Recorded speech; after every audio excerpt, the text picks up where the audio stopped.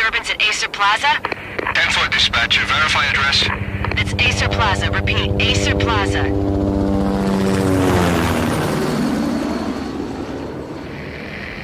Shots fired on the rooftop.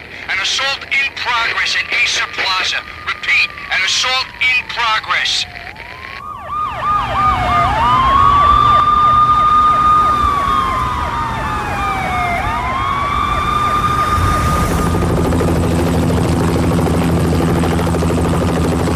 It's a war zone down here. 1085 dispatcher, need additional units. Additional units now. Officer in danger. Officer in danger.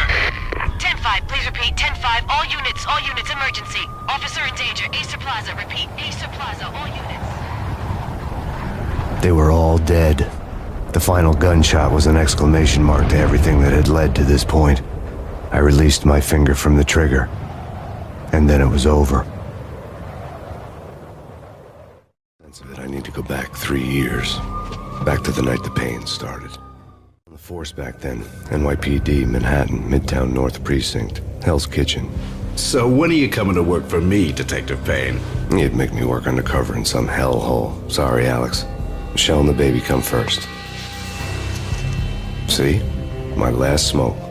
It's bad for the baby. That's you, Max. A regular Boy Scout. See, Alex. Still on for poker Thursday night, right? Like taking candy from a baby. Life was good. The sun setting on a sweet summer's day. The smell of freshly mowed lawns. The sounds of children playing. A house across the river on the Jersey side. Beautiful wife and a baby girl. The American dream come true. Honey, I'm home. But dreams have a nasty habit of going bad when you're not looking. The sun went down with practiced bravado. Twilight crawled across the sky, laden with foreboding.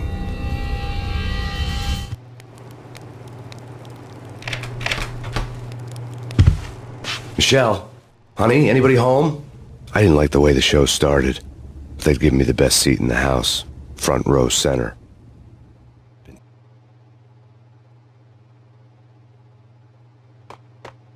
What the hell? Tattooed on the wall, a map of things to come. It was a poison syringe, a magic tag full of diabolical meanings.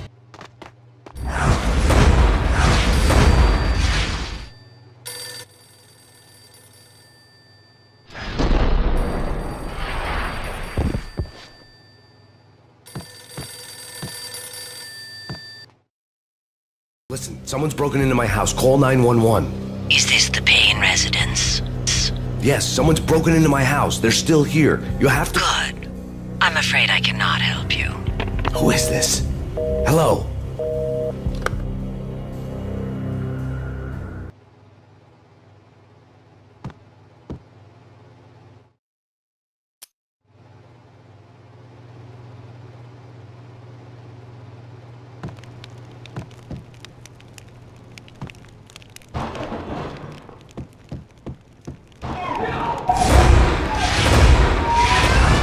Michelle!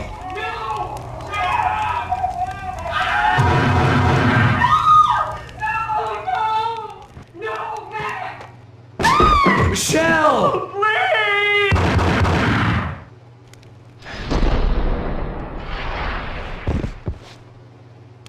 I'm gonna hurt you!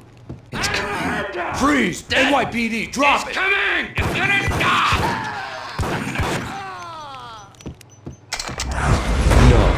No, please, God, no.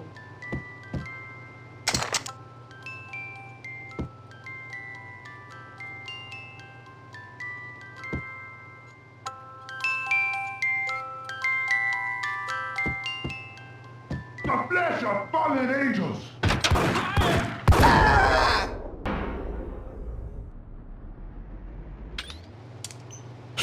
No, God, no, please, Michelle. Oh, baby.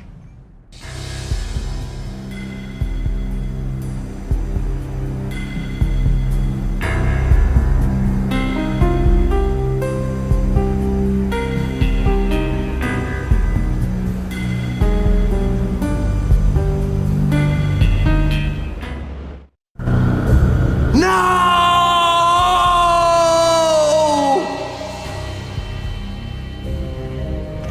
That was 3 years ago. Everything ripped apart in a New York minute. The killer junkies had been high on a previously unknown designer drug, Valkyr, V. After the funeral, I told Alex I'd be transferring to the DEA.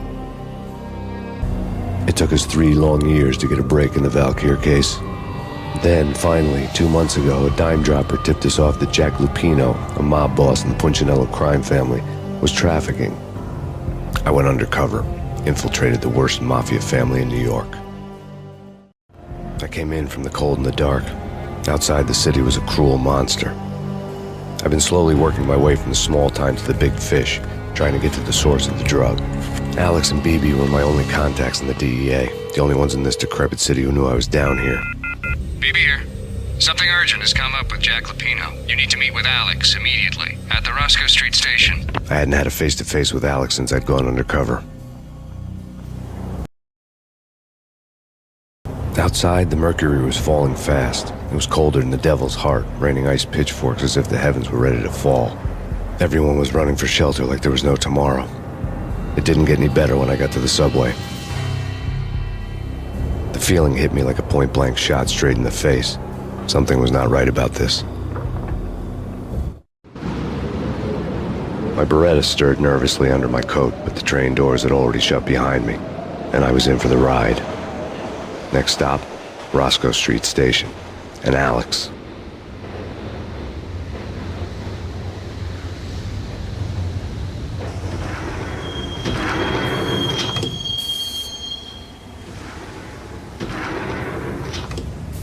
The station was drenched in gloom. Alex was a ghost, nowhere to be seen. I'd have to look for him.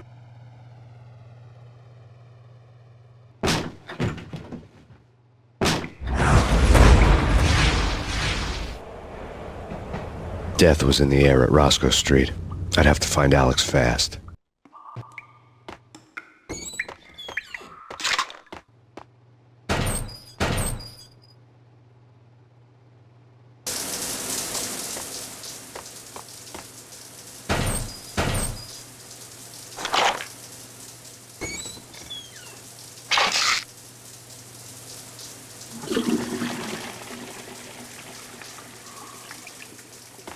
Wasn't Jake supposed to take care of this? He and Mickey are having too much fun taking care of the cop up there. Oh, well, what's a...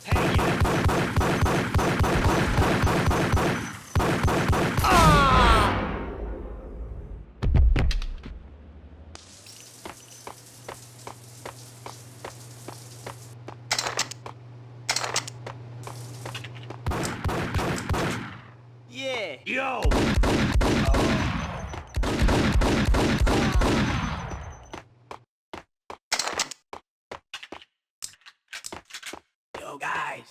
Yo, guys. Hey, we... Hey! Oh!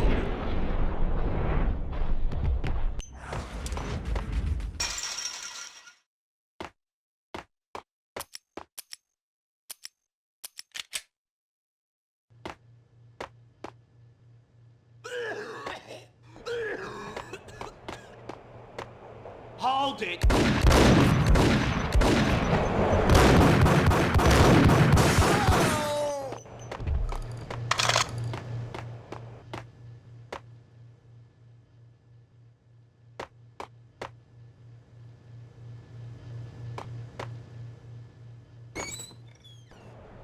You're asking for it.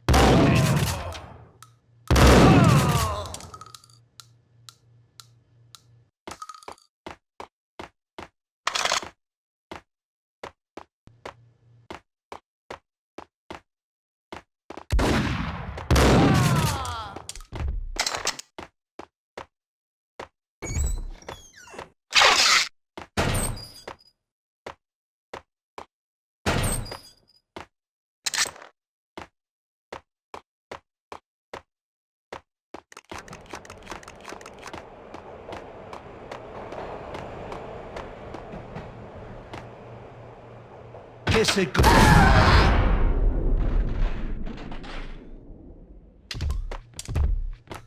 You saved me, man. What's going on here? A massacre.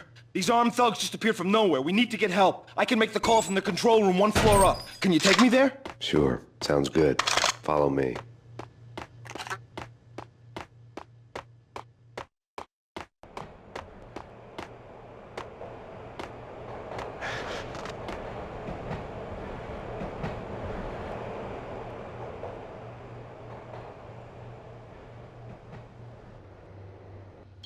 Home free. This way. Hey! Look out!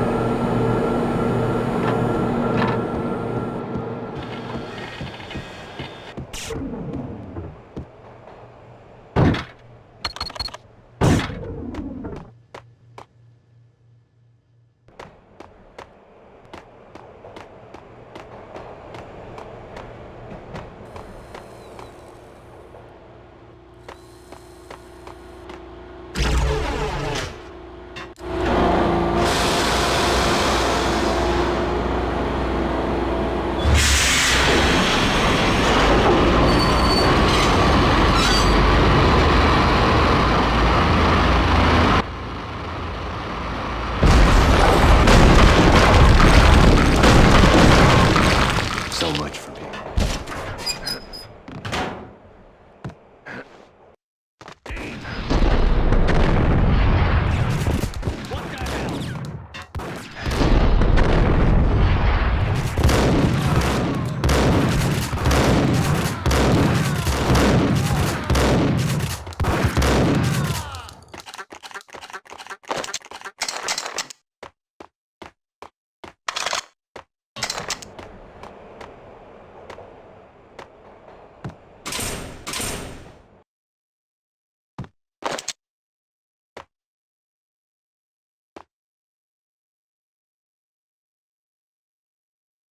Door led to an abandoned part of the station, closed off since the early 40s.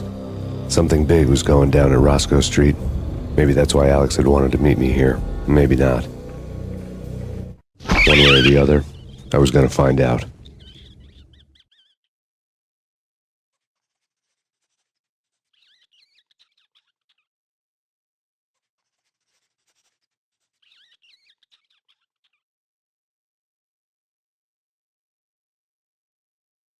You're asking for it. Take it easy.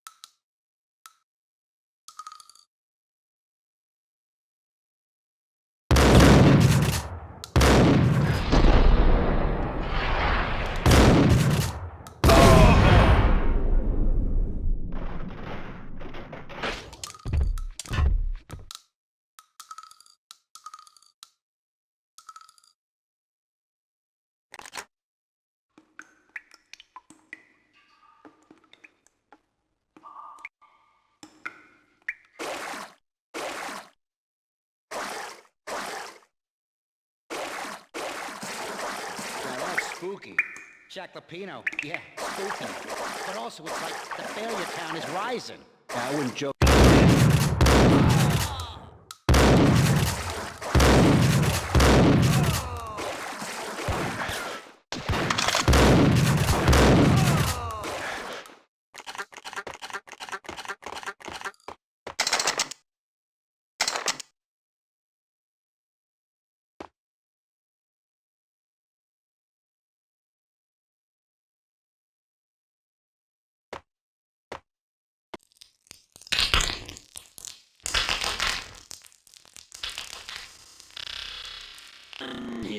Give me the detonator. What are you talking about? Get him!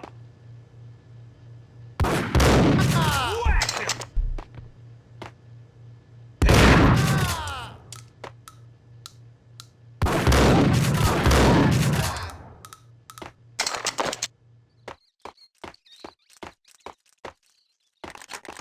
Okay, fellas, the police are on their way. New York's finest are gonna be here soon. So stick to the plan. We've got our own private exit route. In and out. Okay, fellas.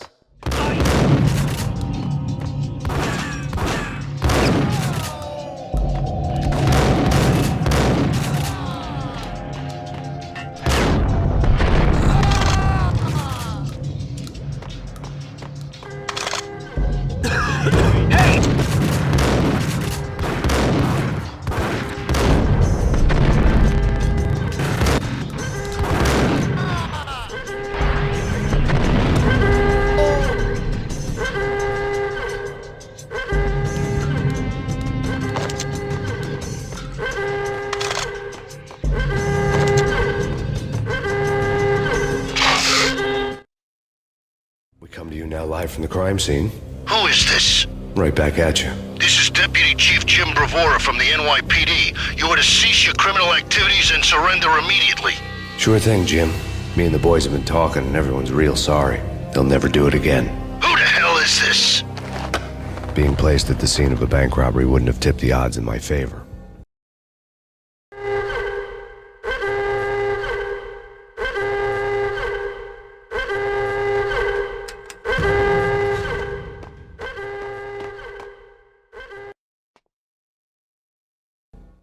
The bank robbers have been after Acer Corporation bonds. The Acer success story had recently been on every channel and on the cover of every magazine.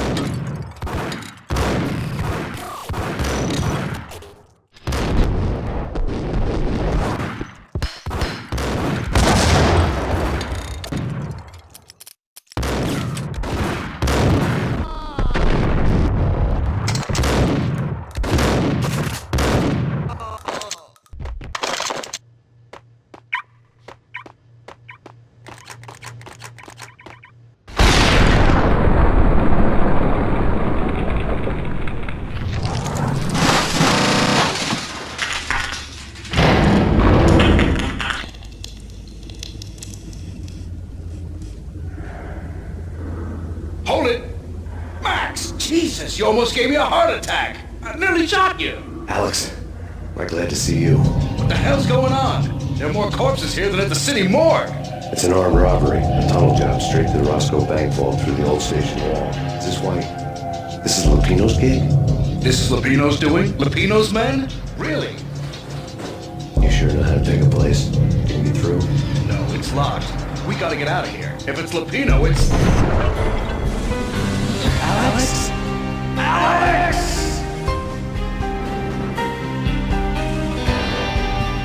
There was nothing I could do. He was dead.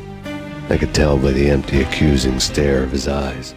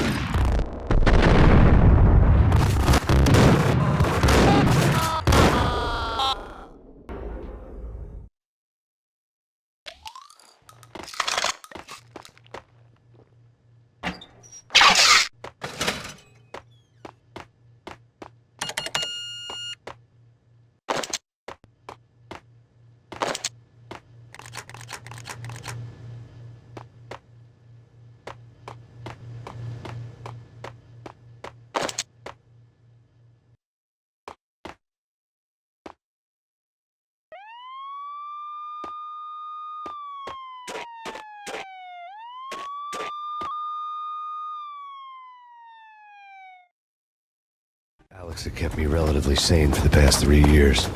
Now I didn't know how I felt. Somehow he had stumbled upon something big and ended up stepping on Jack Lupino's toes. Lupino ran his racket of sex, drugs, and contract killings from a sleazy hotel in a slum block of tenements. The NYPD was closing in. I could hear the sirens. Their wail was a crescendo. Lupino thought he could get us by taking Alex out and leaving me to take the fall for it. All he had gotten was my attention. I went for the hotel first. It was a sad old thing with flickering lamps and faded colors, cheap mobster punks and tired-eyed prostitutes. I walked straight in, playing at Bogart like I'd done 100 times before. The place was run by a couple of murdering mobsters with shark smiles. The Finito brothers. Ladies and gentlemen, it's the pain in the butt. Pain to the max. You're killing me. Did you make that up yourselves, or you get some wino downstairs to come up with it? Don't answer that. A rhetorical question. I got something for the boss. Lupino around? That kind of depends on who's asking. A friend or a junk squad plan. Don't answer. It's one of them, how do you put it, rhetorical questions. Lupino ain't here, but he says bye. Lupino wasn't in his cheap hotel. Instead, I ran into the Finito brothers. My cover had been blown, the door slammed shut behind me, and then I was dodging bullets like raindrops. Pain in the butt. Ha ha! Pain to the max. Junk squad king. Got a ticking down. Bring it in.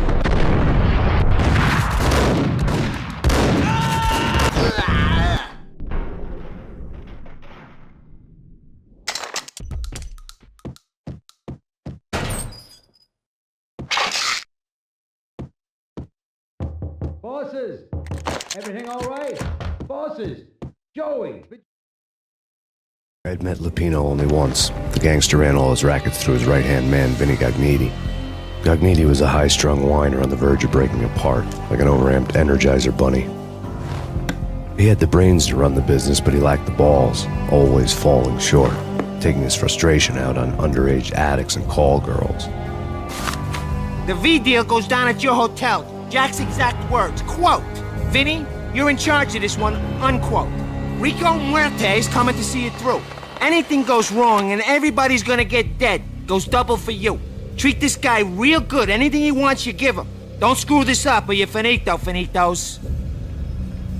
A V deal meant added security, locked doors, and lots of nervous thugs with itchy trigger fingers. I'd seen nothing coming in, but that didn't mean it hadn't been there. Rico Muerte was a regular Kaiser Soze, a spook story told to keep the apes in line. 313. The Finitos had scribbled Muerte's room number on the note's margin. Julio, you're right in there? They're not answering. Call the others. Tell them to come quick. Okay, but we can't wait for them. We gotta go in now. Bosses, we're coming in. It's me!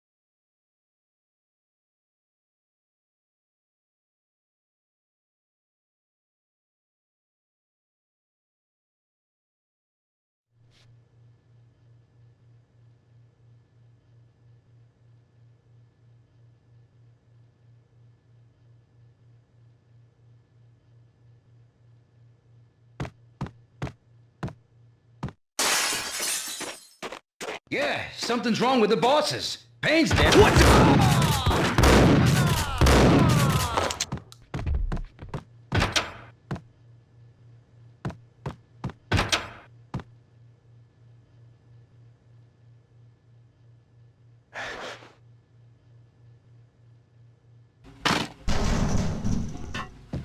What the hell?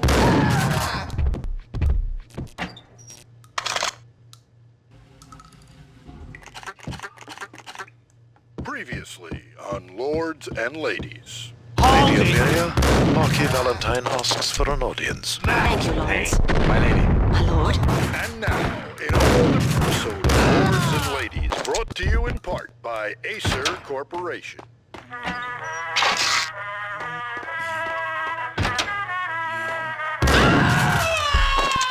My lady.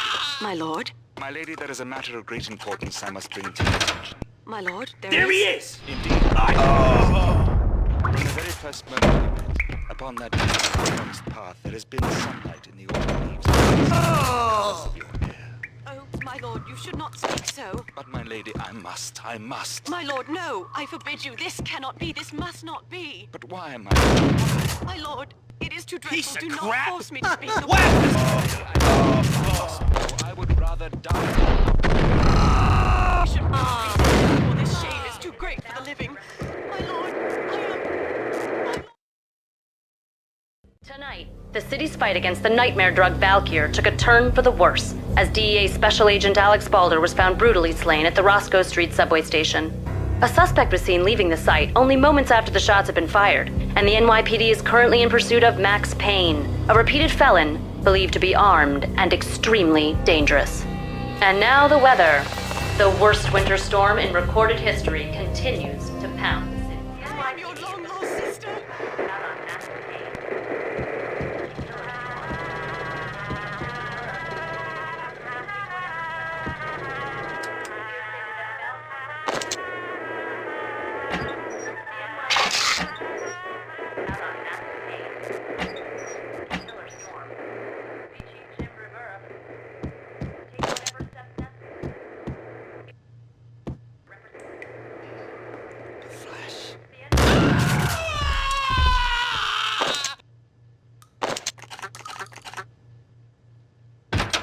Gun him down!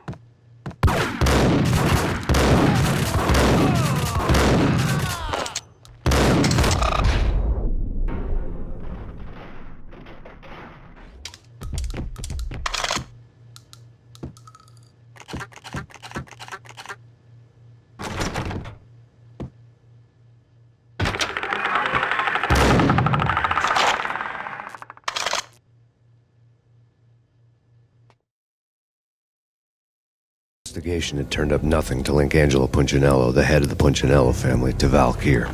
All tracks had ended with Jack Lupino.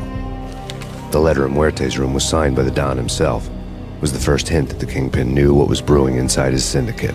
The trouble you got into after the Chicago screw-up. The Punchinello family bailed you out. You have been waiting for a chance to pay us back. One of our trusted boys has a monkey the size of King Kong on his back. We need your special skills for backup on a major deal. Collecting evidence had gotten old a few hundred bullets back.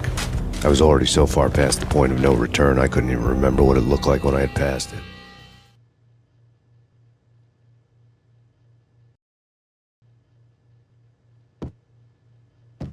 Here it is!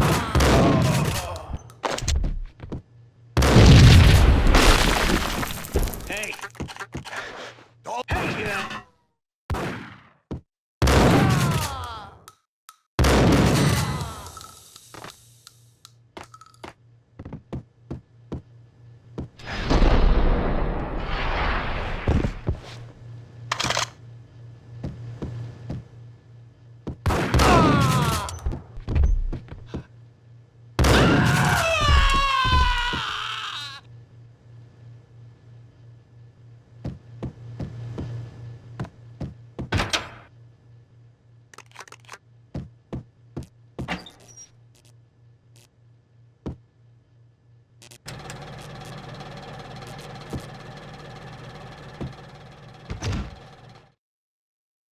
The diary belonged to a hooker named Candy Dawn. The read would have made a vice cop blush.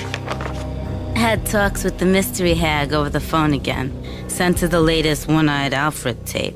As long as the hag keeps paying for the tapes, the old man could come every day for all I care. She had a nice sideline, making secret X-rated flicks of her clients and selling them to the highest bidder. They would get her killed if her V-fix for the day didn't do it first.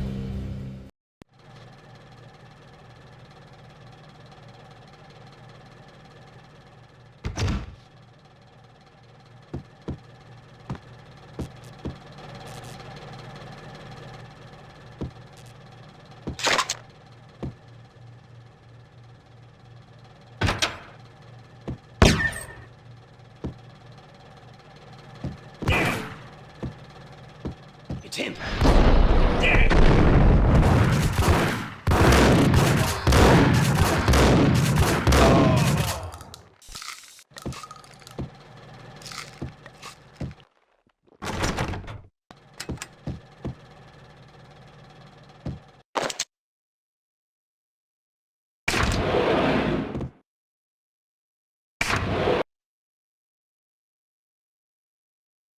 The old service elevator rumbled down to the bowels of Jack Lupino's hotel.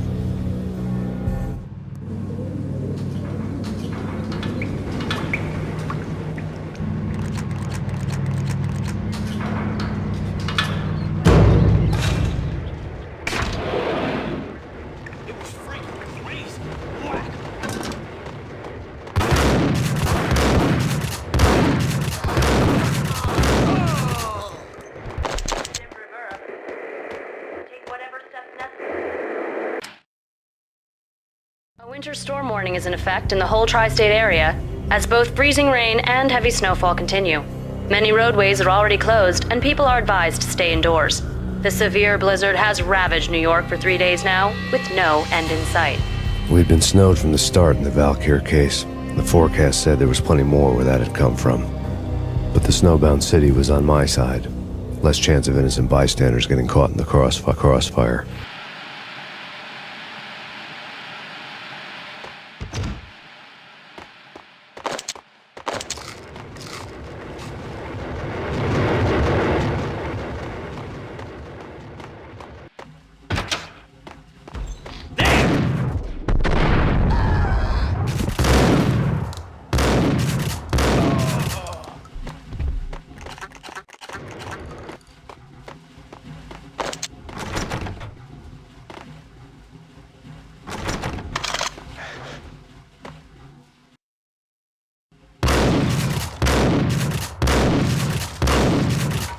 What the hell?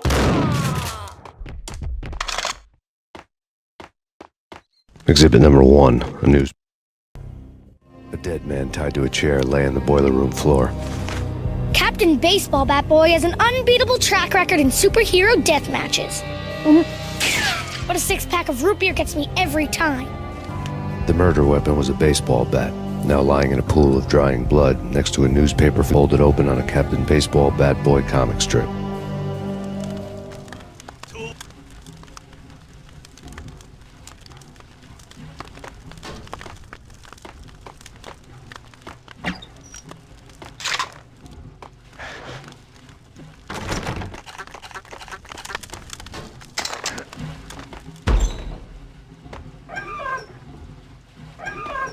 Take vampire movies. Why are they always set in LA? Gun 'em down!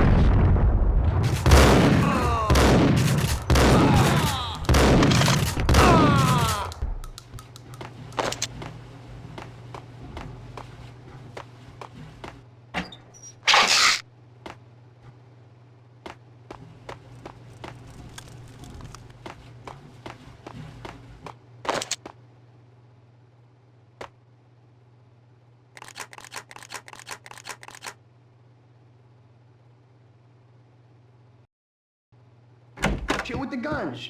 Trust me, you don't want to piss Muerte off. Gentlemen, let's do business. Green for green. Cheers and green-eyed angels. Amen.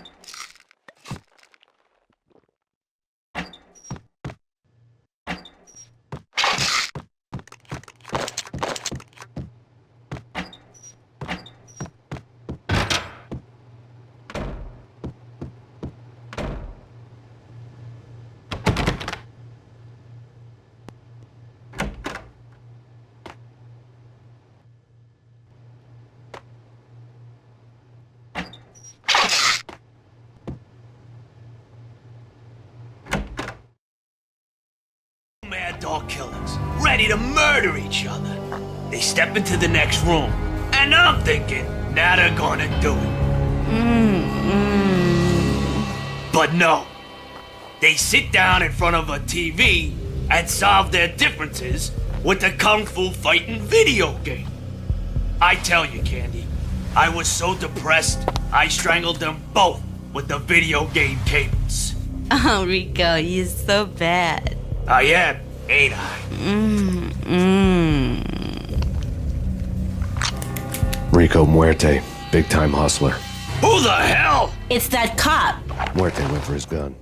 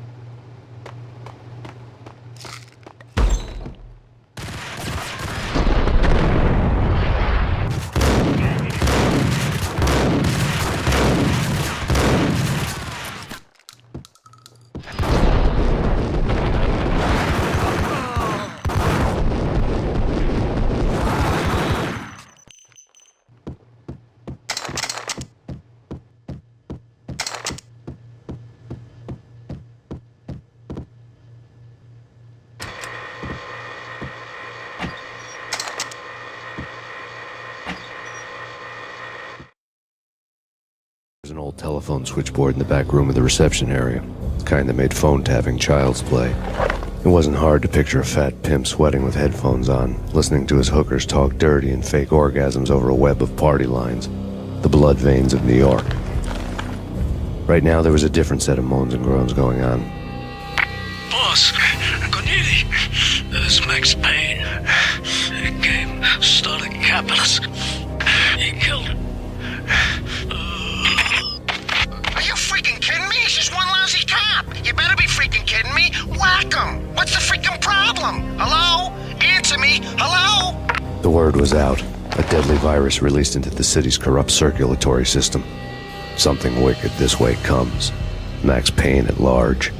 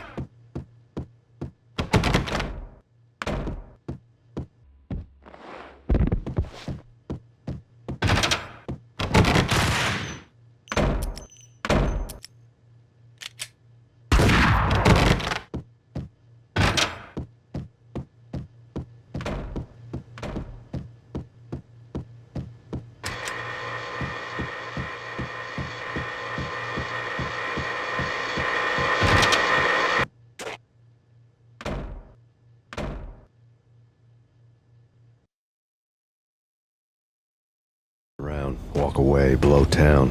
That would have been the smart thing to do. Guess I wasn't that smart. Lupino's tenement buildings were a seedy hangout for all kinds of sleaze. A liquor store, a pawn shop, a laundromat full of mobster bookies and loan sharks. The list went on. The how and why of it was a mystery to me, but they knew I was a cop. They knew I was coming, and they were going to get real trigger-happy about it. I got to see Lupino's hangout all lit up. A bomb went off, turning snow into liquid gold. A pillar of fire lifted the remains of a car straight up into the air. The flames were highlighted on the hood of a black Mercedes-Benz as it coasted down the street real slow, as if the driver didn't have a worry in the world. I got a good look at the man riding shotgun. It was Vladimir, the head of the local Russian mob, the fly in Don Punchinello's soup. The ringing in my ears was the sound of a mob war being waged.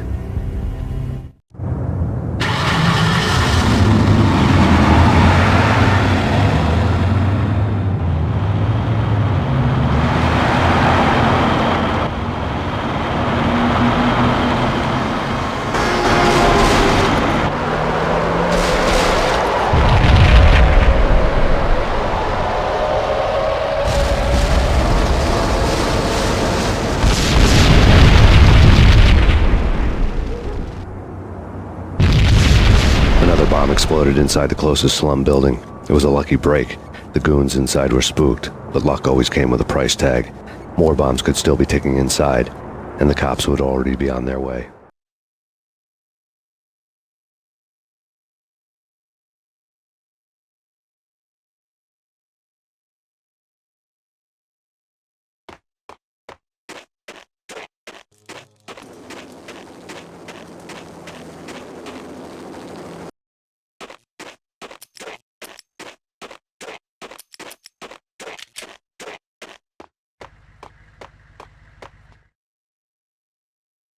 The headlines were screaming bloody murder. The storm was a screaming duet with the approaching prowl car sirens. It was all a scream when you were down for the count and wanted for murder.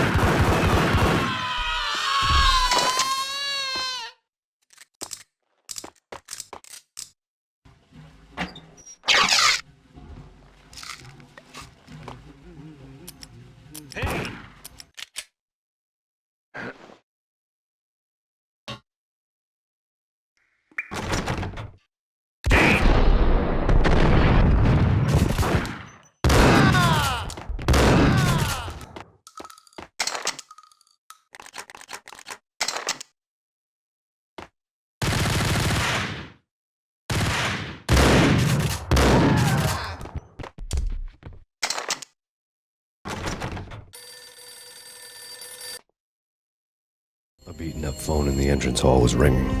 It could have been just a junkie in need of a fix, but it turned out to be something more sinister than that. Am I speaking to Mr. Payne? Who wants to know? My name is Alfred Wooden. You must hurry. The police are on their way. Tell me something I don't know. They know you're there. How? And what's it to you? I will contact you again. The cops arrived, sirens singing in the off-key harmony of a manic-depressive choir. I had a few minutes while the SWAT team would go through their usual routine. By the time they busted in, I needed to be long gone. Max Payne, this is Deputy Chief Jim Bravura from the NYPD. Drop your weapons and come out with your hands above your head.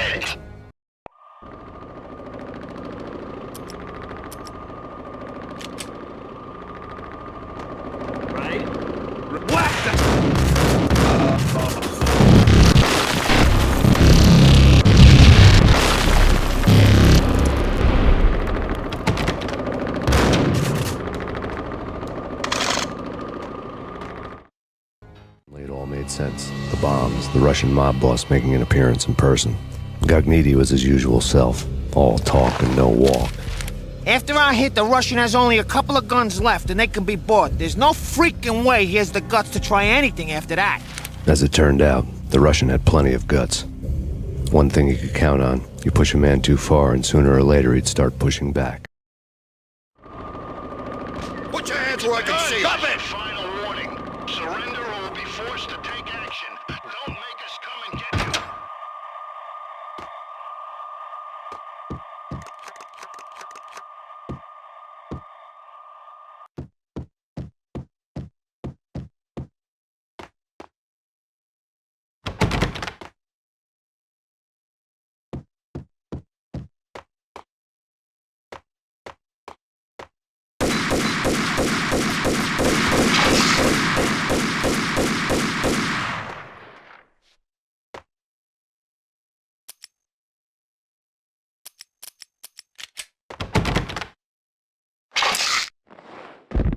Put your hands where I can see them.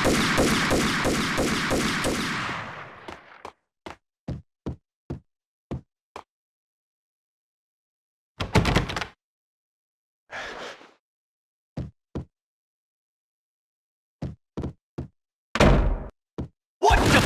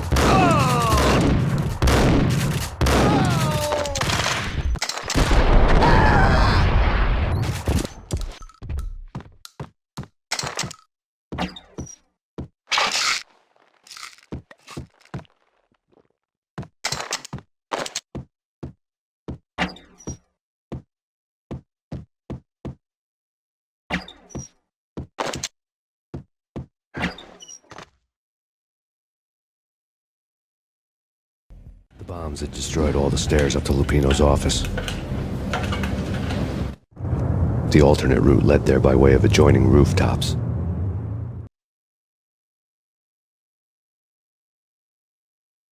It's never been this cold. Never ever. It's like the sky's falling. Yes, sir. It's the end of the world as we know it. And I don't feel fine. I don't feel anything. Not a thing. I'm freezing my butt off.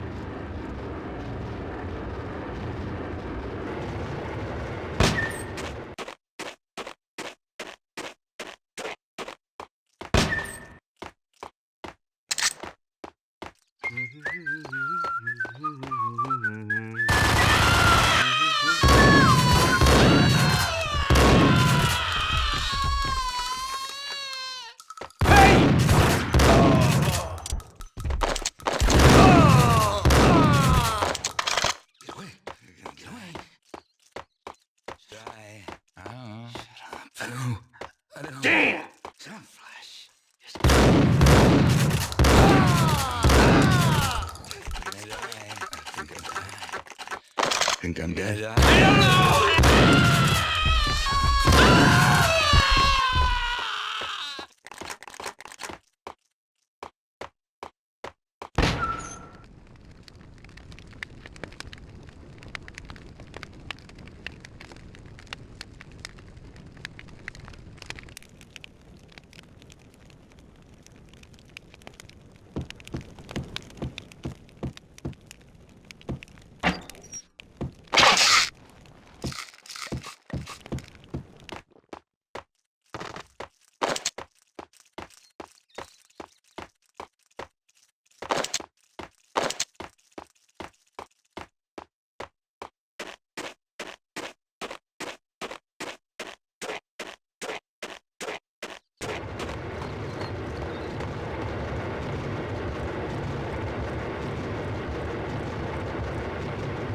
It's me. Open up. Let me in, quick. Not so fast.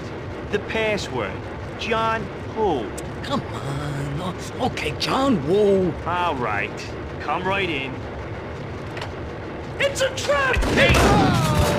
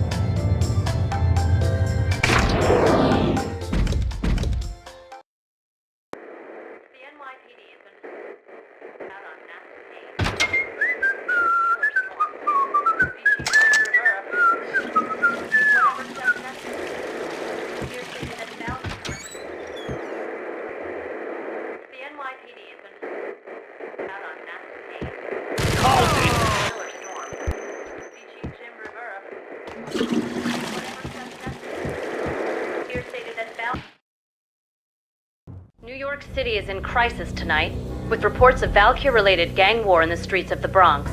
Apparently, Max Payne, wanted for questioning in connection with the slaying of a DEA special agent earlier tonight, is waging a one-man war against his former partners in crime. Among the listed casualties so far are notorious mafia members Joey and Virgilio Finito, as well as Rico Muerte, himself a fugitive from the law, and a suspect for several murders in the Chicago area. The NYPD has been placed on full alert. A citywide APB has been put out on Max Payne. Deputy Chief Jim Bravura has promised to take whatever steps necessary to bring him to justice. What those steps may be remains to be seen. For CNN TV News, this is Kira Silver.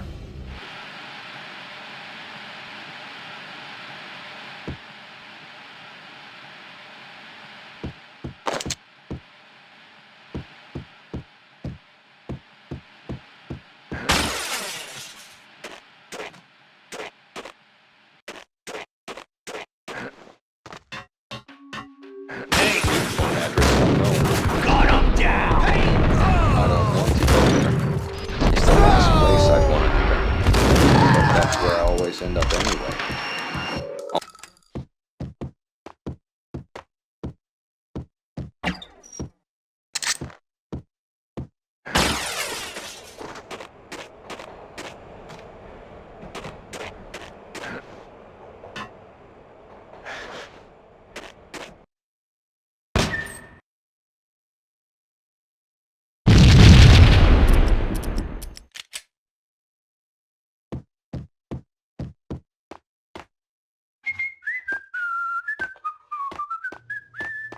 Red, blue, or green? It's always red or blue in the movies. So, green? No, no.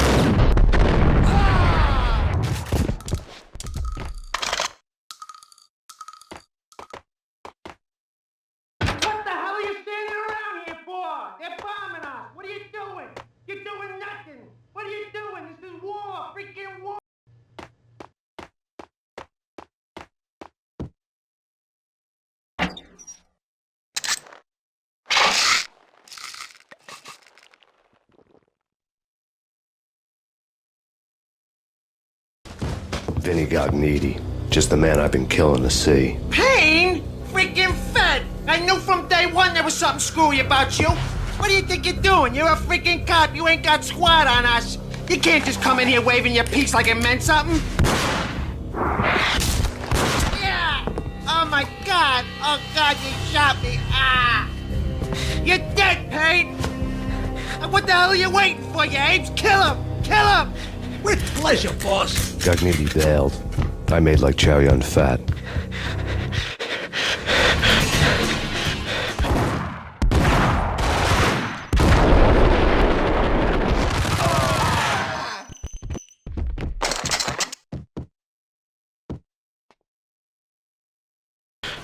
The letter was addressed to Don Punchinello, but Vinny had never had the nerve to finish it. Jack's gone voodoo. Just the other night, he shot Dino because he wanted to see what his brains looked like splattered on the wall. He's a freaking mad dog. We're running out of men and business fast. Gognitti had been living in mortal fear of his boss. Jack Lupino was a psycho.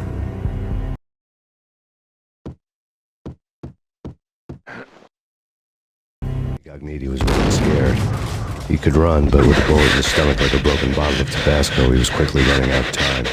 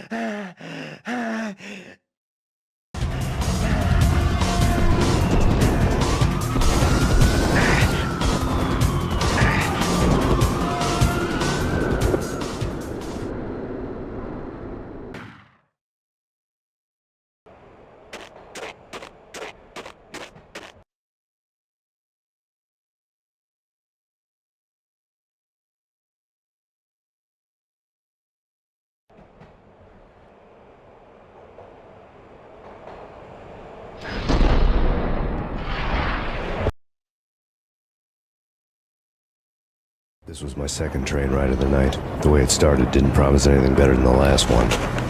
Freezing wind tearing at my face like sandpaper and razors, ice hard and slick under my hands and feet. And somewhere in the background, the wail of sirens, the city howling after me. New York sped by in fast forward. Dark rooftop water towers and a dead forest of antennas and chimneys, all a blur. When the train he was riding slowed down, Gognitti made his move.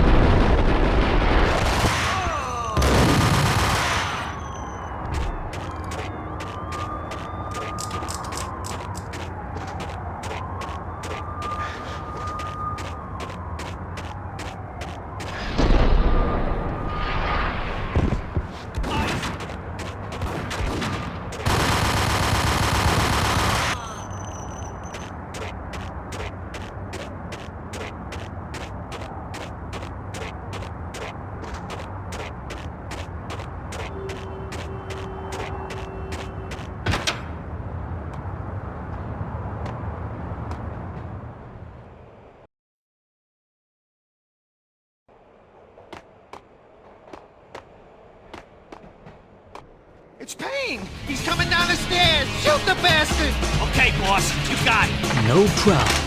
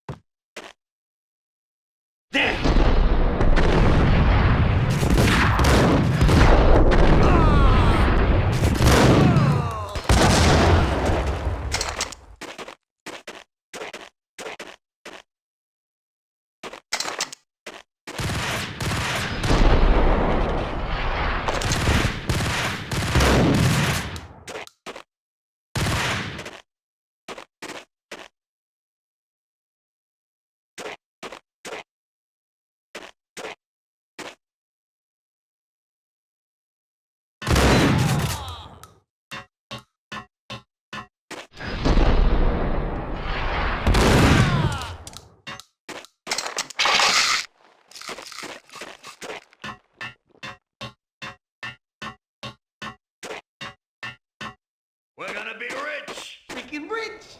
The skylight!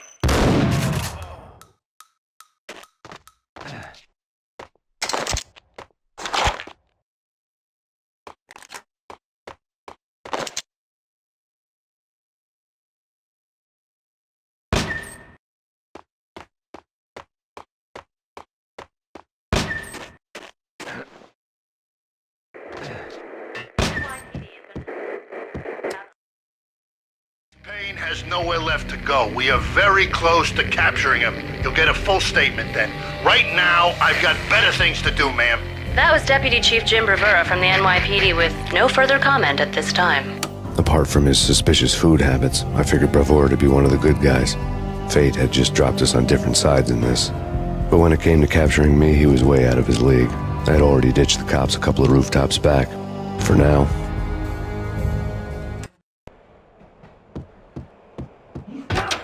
I can hear him. Ready?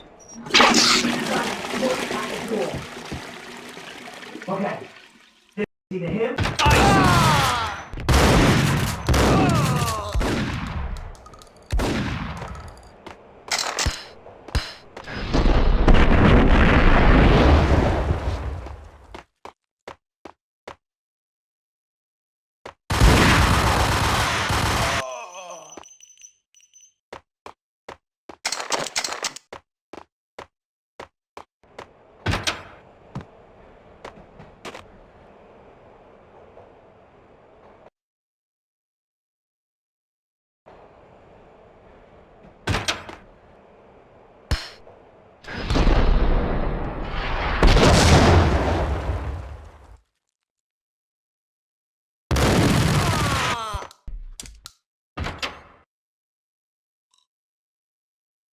Open, goddammit!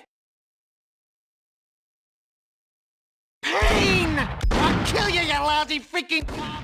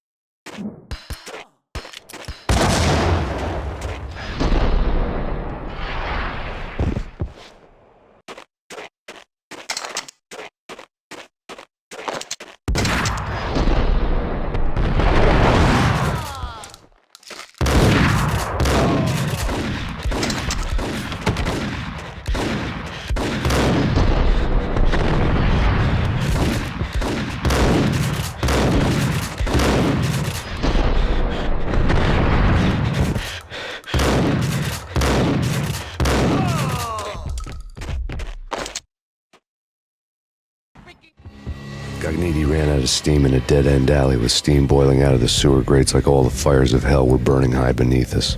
It was shakedown time. Where's Lupino? Screw you! Bad start, Vinny. Police brutality! I rate pretty high on that. You can't just hurt me in cold blood? Just keep telling yourself that.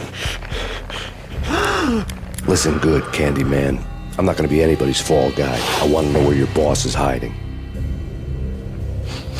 There was no glory in this. I hadn't asked for this crap. Trouble had come to me in big dark swarms. The good and the just were like gold dust in the city. I had no illusions. I was not one of them.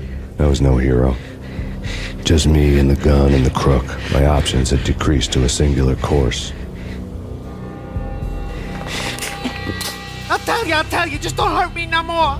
Lupino's at Ragnarok, the nightclub. Book me, take me, hold me to the freaking jail, just don't hurt me.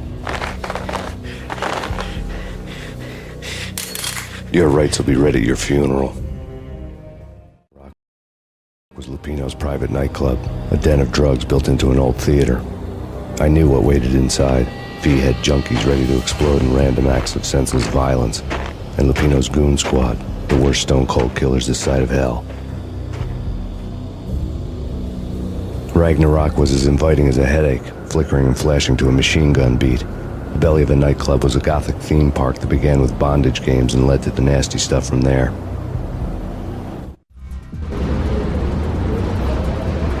As subtle with its dark message as a cop killer bullet through the heart.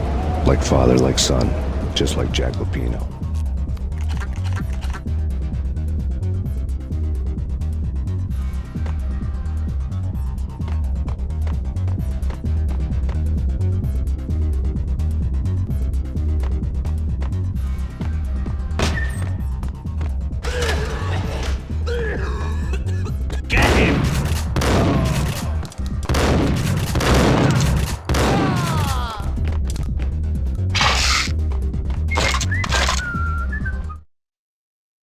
Given the setting, I was surprised to find that somebody had been passing time reading.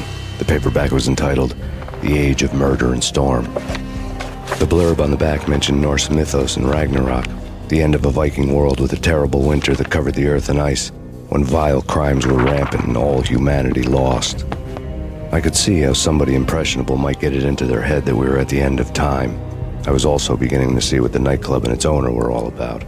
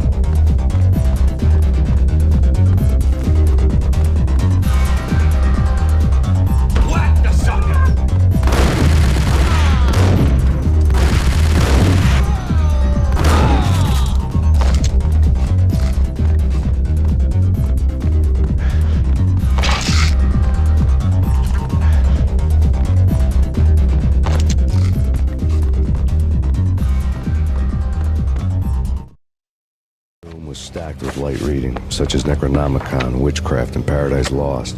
Old exotic titles like Malleus Maleficarum and De Umbrarum Reini Novum Portus. Books with pentagrams on their covers, all dealing with the occult and the infernal, lying between stacks of horror videos and a couple of Ouija boards. The only thing I could take seriously was the thought of Lupino taking it seriously. He had been spending a lot of time getting intimate with the guy downstairs.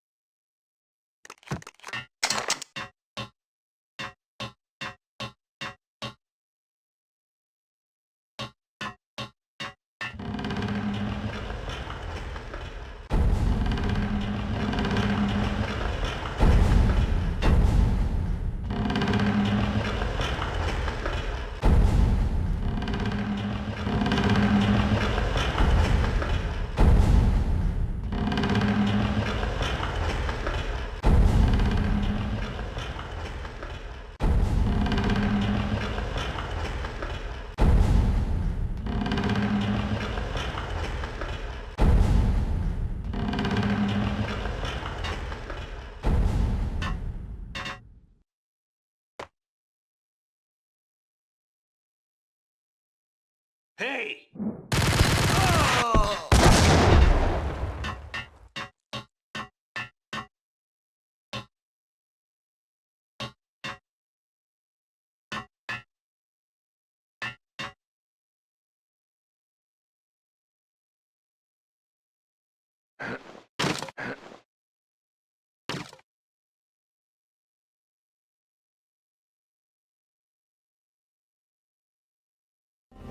The backstage area led to Lupino's inner sanctum. The hot air inside was like an invisible wall, thick with incense and something else, a sickly sweet smell that made you gag. This was the rotten core of the Big Apple. Lupino lurked somewhere ahead, like a spider at the center of his web, waiting.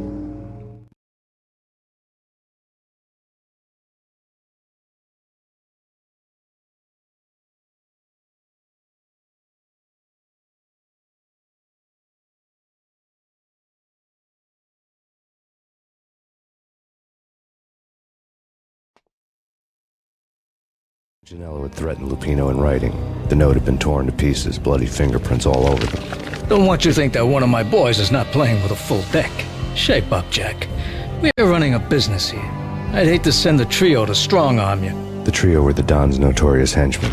It was obvious that Lupino hadn't been intimidated by the threat.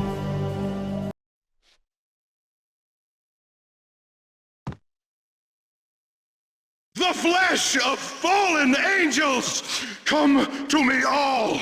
Astaroth, Beelzebub, Asmodeus, Baphomet, Lucifer, Loki, Satan, Cthulhu, Lilith, Ella! Blood to you all! Secret living under the skin of reality. I see it. The corruption of flesh. Ow! I'm the wolf, yeah! I am the wolf! It's close. It's coming. You have come. A witness to the end of time. It's now! I will rise to her side! I don't need the words! I'm beyond the words!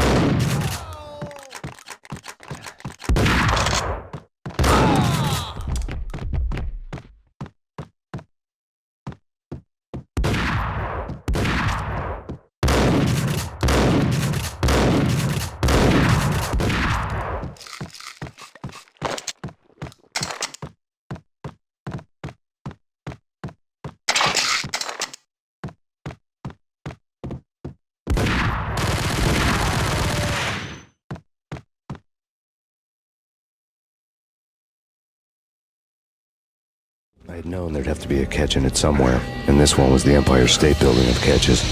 Lupino was pumped up and dying to go 15 rounds with a mutant alligator. And then he started this spooky monkey talk, straight from a bad dream. Mine.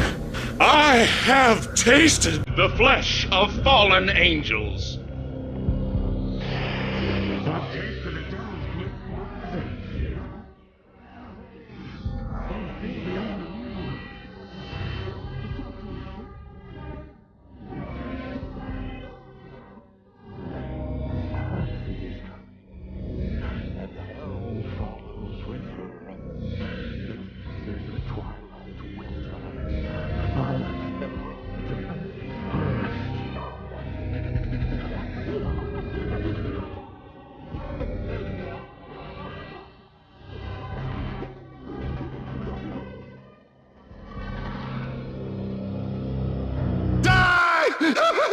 You'll die! You'll die! Now! All die!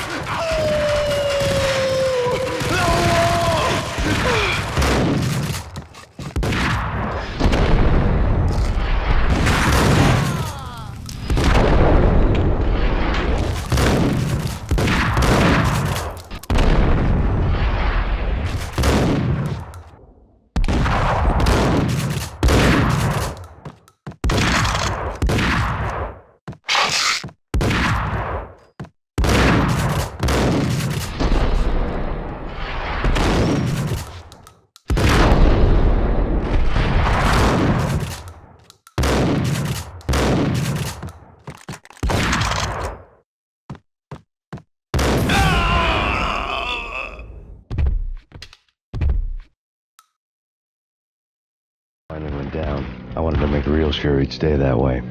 V was a bad monster. Turned them into friggin' zombie demons from outer space.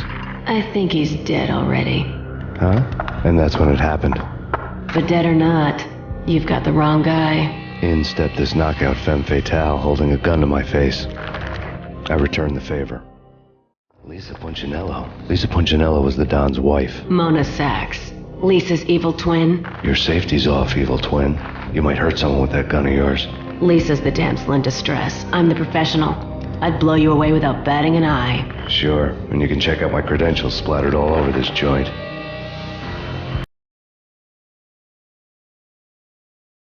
Jack couldn't have framed you. Not the state he was in. We're after the same slime bag. Angelo Punchinello's the one who murdered your friend and framed you with it. You know this for a fact. I've got my sources. I don't have a clue these days. I just shoot them as they come. Who put a contract on the Archfiend? This one's mine. I hate the guts of that sadistic wife-beater. Why not pool our bullets for this one? I thought you'd never ask. My finger was starting to twitch. How do you like your whiskey? I'm easy, as long as you don't try to slip me a Mickey. You're a real angel, Max. It was good stuff. Tasted sweet as honey going down. Nothing personal. Can't risk you going berserk and getting Lisa killed.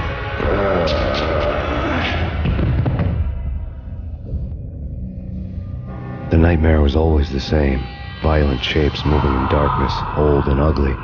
The killer's mad laughter was a riddle filled with wicked innuendo.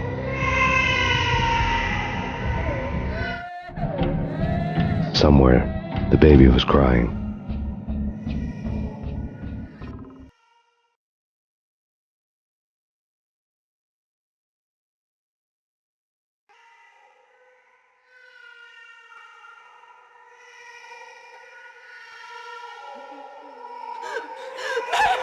No, please, Max. Why? I didn't mean to. I'm sorry.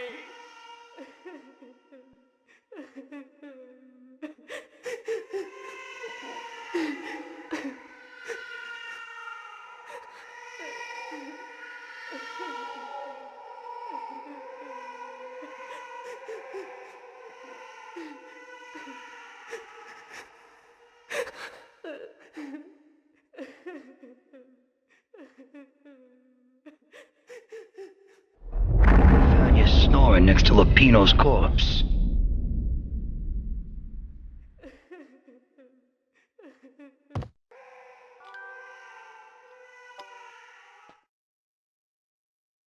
Alex and I had a few moments of glory between us. Crime-fighting comrades, the best in NYPD DEA collaborative team. Good-hearted macho bullshit like that. I would have given anything to have him here as my backup. No such luck. No luck at all.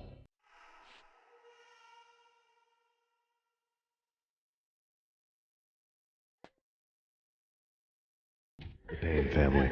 Happiness captured in a Polaroid moment.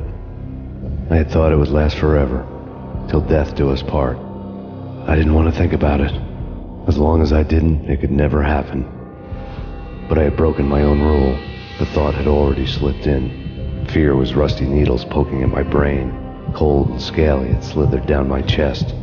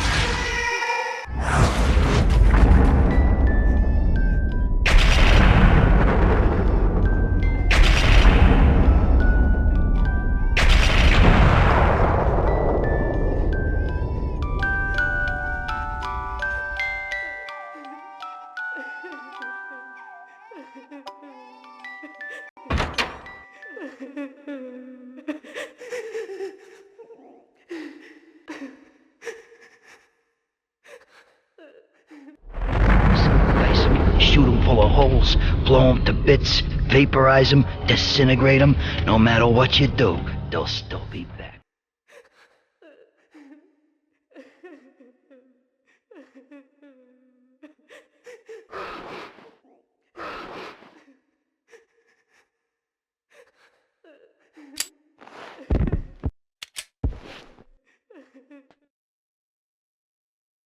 Michelle was working part-time in the district attorney's office.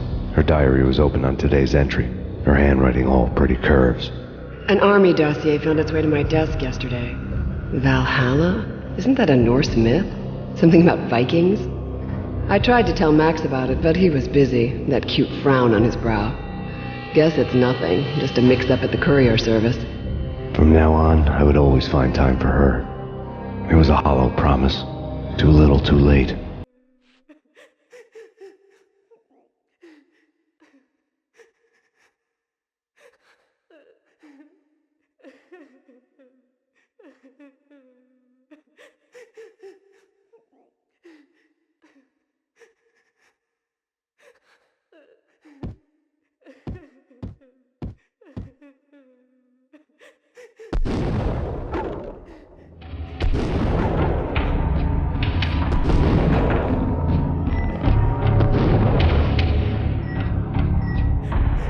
Murderer! You killed her! Nothing like that ever happens in the real world.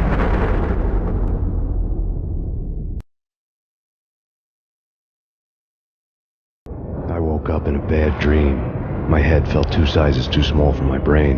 Max Payne. I envy your name. And the killer was smiling. Pleased to meet you. I'm Frankie the Bat Niagara. Niagara, as in you cry a lot? He had a baseball bat and I was tied to a chair. Pissing him off was the smart thing to do.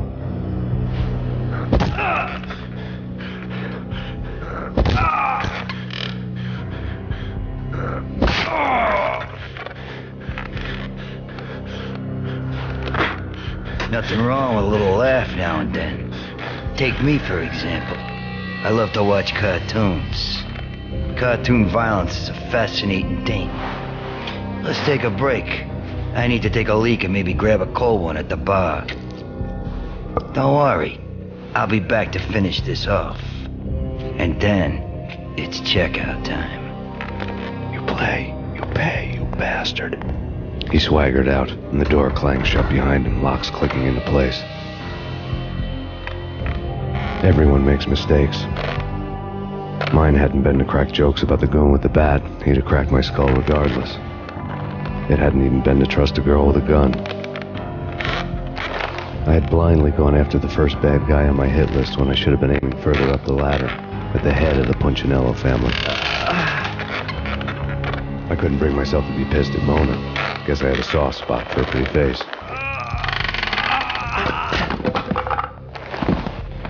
But when somebody decides to play baseball with your head, you tend to get sore. They had dragged me back to the basement of Lupino's hotel. I was beaten, bruised, and blue. I felt like the chair I had broken to get free.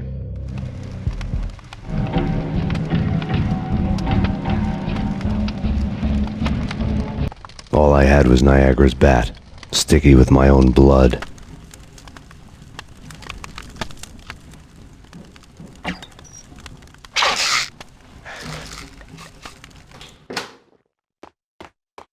It's Frankie's turn. Hey!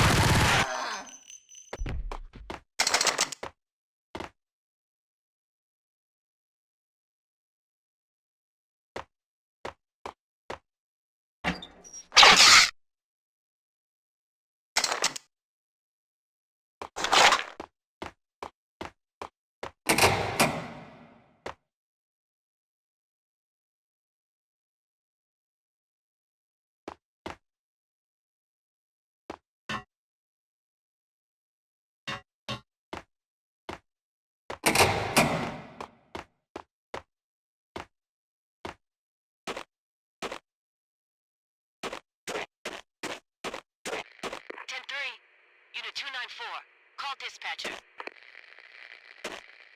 Unit 294, command. Frankie had left his calling card. A Captain Baseball Bat Boy strip next to a sewer passage filled with bodies. You'd better not mess with Captain Baseball Bat Boy. Even my archenemy, Bicycle Helmet Girl, swoons at the sight of me. Aha! There were enough corpses to put a mass murderer to shame.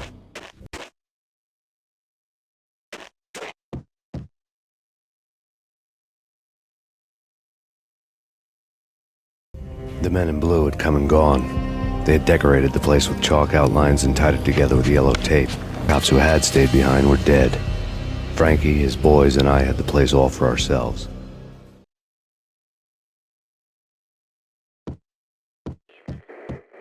Just forget about it. Just forget about it. Hey, just forget about it. That crazy witch, you should have heard her. She was a real scream when the boys caught her trying to cap the Don. Oh, that's friggin' bad. To the trio? That's even worse than what Frankie's doing to that poor bastard downstairs. She's gonna take a long time to die. The mobster muscle on the phone was talking about Mona. Punchinello's trio were nothing but bad news.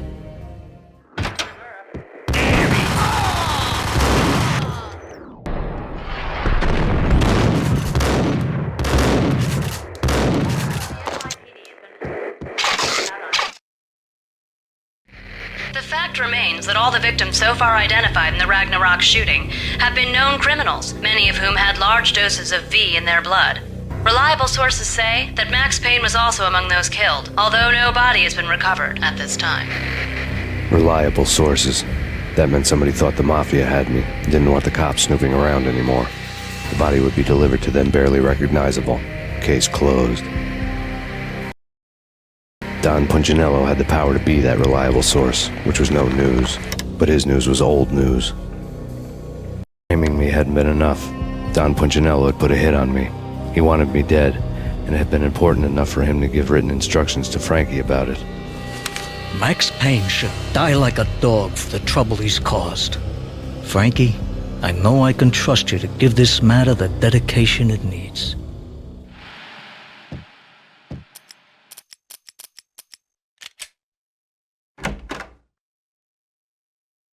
The hotel bar was fast developing quite a history.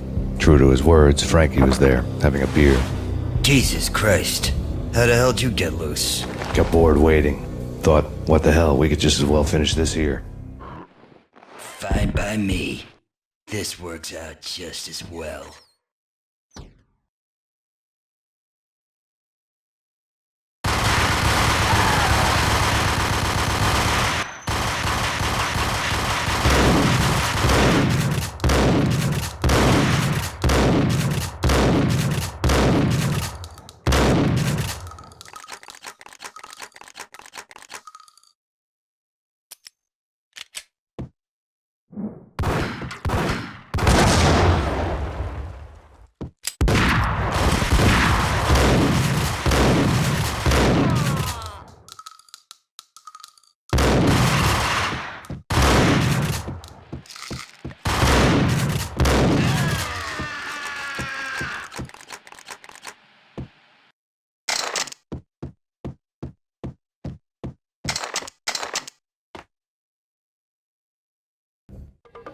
Thank you. You've been a lovely audience. Had enough? I don't play with girls anyway. Unfair! I spotted the tail as soon as I left the hotel. A big black Mercedes. I'd seen the car before. That time it had heralded impressive explosions. Vladimir was back. Bang! You're dead, Max Payne. I might have laughed if I remembered how. What's this supposed to be? Cops and robbers? Look, you want something with me? Get in line. Peace, man. Relax. You know you are a real news item. Armed and dangerous. I am going to make you an offer you can't refuse. I've always wanted to say that. It's a bum rap. I've been framed. That's a moot point.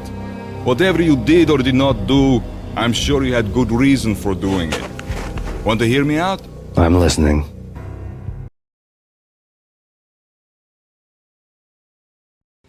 Punchinello messing with V is bad for business all around. But that's not all. There is this guy, Boris Dime, used to pull jobs for me. He's the captain of the cargo ship Charon. Now the bastard turncoat has gone over to the other side, Punchinello's. The ship's loaded with high-res hardware, guns, my business. If Punchinello gets hold of that cargo, he's won and I have lost. And you'll have your work cut out for you. If you want to get to Punchinello, you'll need heavy-duty persuaders. I am just the man to get them for you. Change the ship back under my flag, maybe pop 2 in the traitor Dime's head while you're at it. You'll get enough guns to start the apocalypse. You in or out? Let's get this show on the road. Vladimir was one of those old-time bad guys with honor and morals, which made him almost one of the good guys. None of us was a saint. The Brooklyn riverfront was a maze of rusty containers, sharp-boned cranes looming up from the snowstorm. On a night like this, you couldn't help but think of the dark army of dead men sleeping with the fishes, cement shoes in line. No Minotaur lurked in this labyrinth, but somewhere out there, on the clanking deck of his cargo freighter, the skipper of the Chiron was waiting, like the ferryman of the River Styx.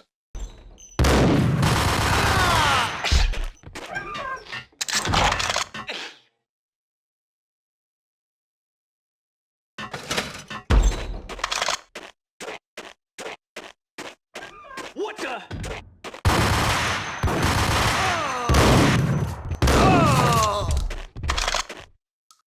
Both of them beaten to a pulp. Eyes swollen, couldn't see in the end, swaying on.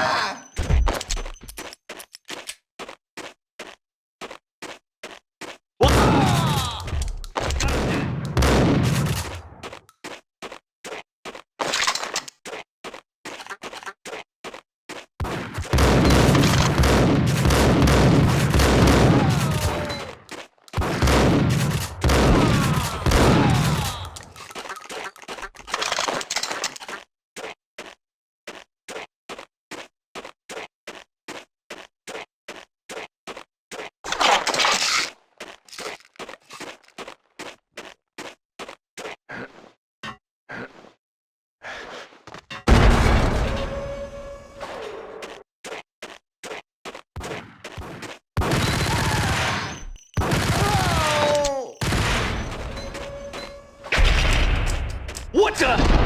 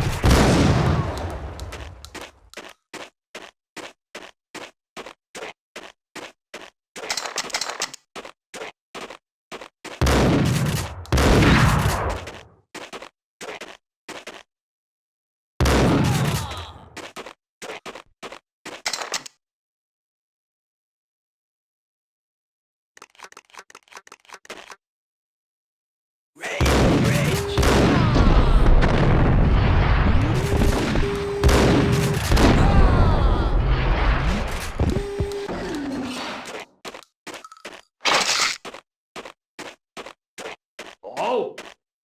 Rico Muerte? This way. In here.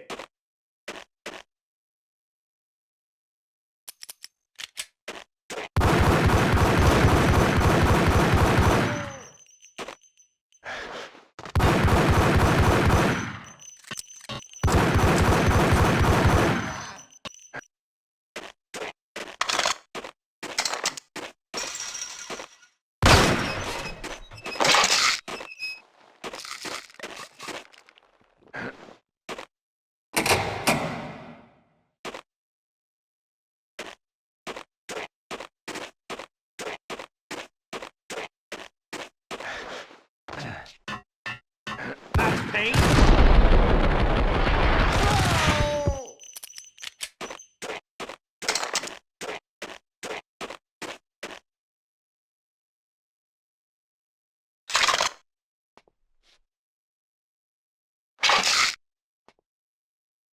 Rico Muerte had come to town to do more than just sort out family troubles. Exhibits number 1, 2, and 3.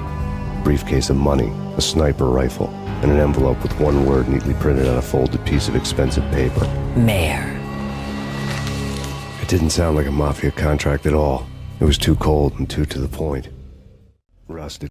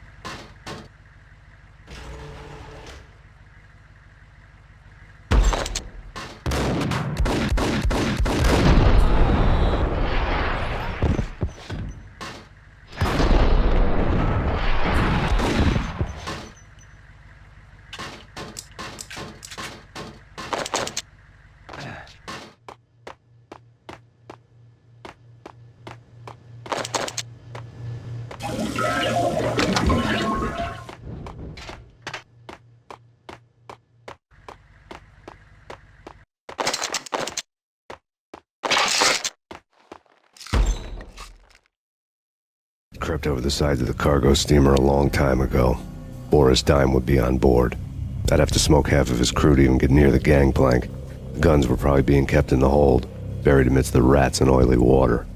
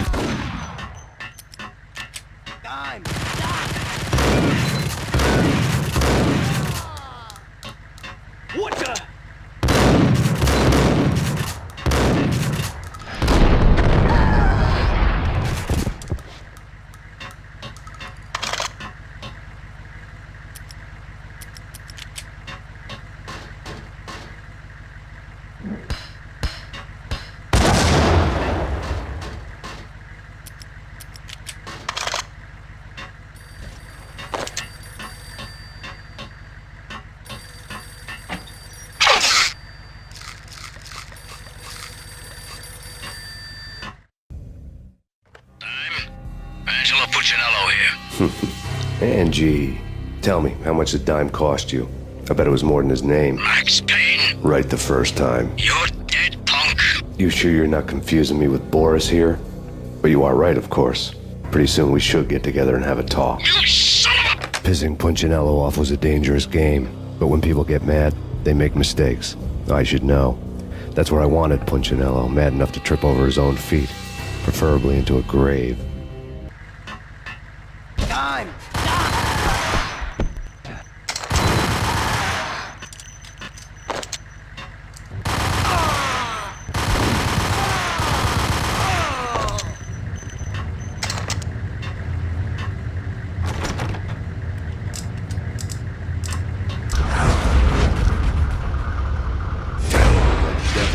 Dime sent you.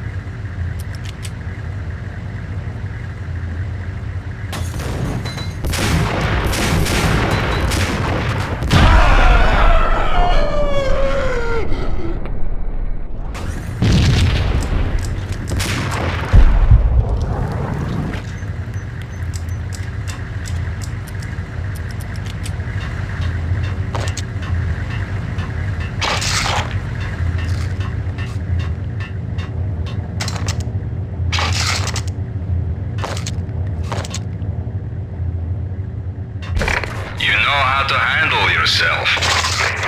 Anybody who says different is calling me a liar. Vladimir here. Collect all the guns and ammo you want. Meet me on the bridge afterwards.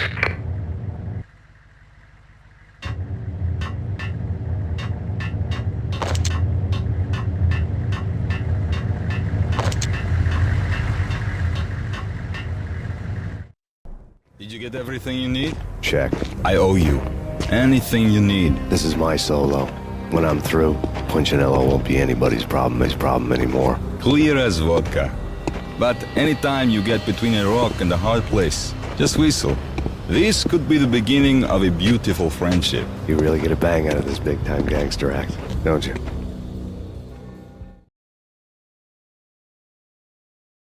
Even with all this firepower, I figured I couldn't get to Punchinello at his manor. I could only hope that he wouldn't pass a chance to hear me beg, to see he's won. This is Max Payne. I want to cut a deal. Payne, you're a dead man. That's what everybody keeps telling me.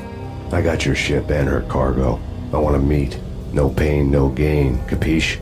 You know my restaurant? Yeah, I know it. 1 hour. Punchinello's restaurant had seen better days. Snow was falling like ashes from post-apocalyptic skies, but that was outside. Things would soon get hot in the Don's restaurant.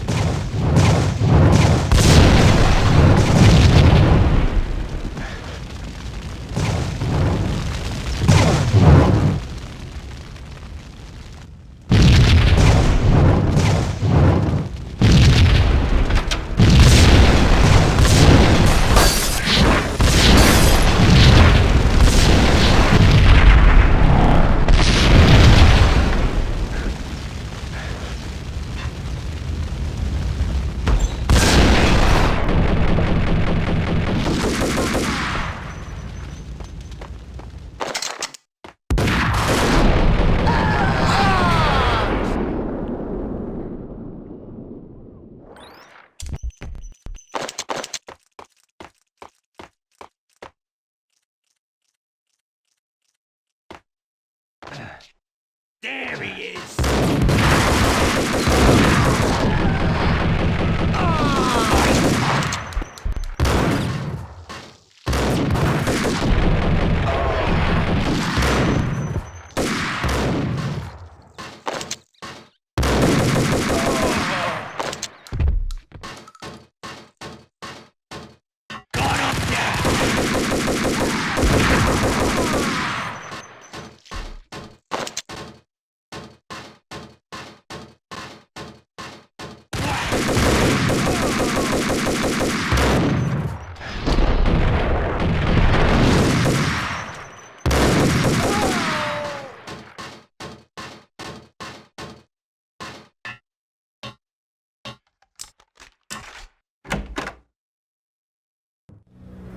Vlad had seen my smoke signals.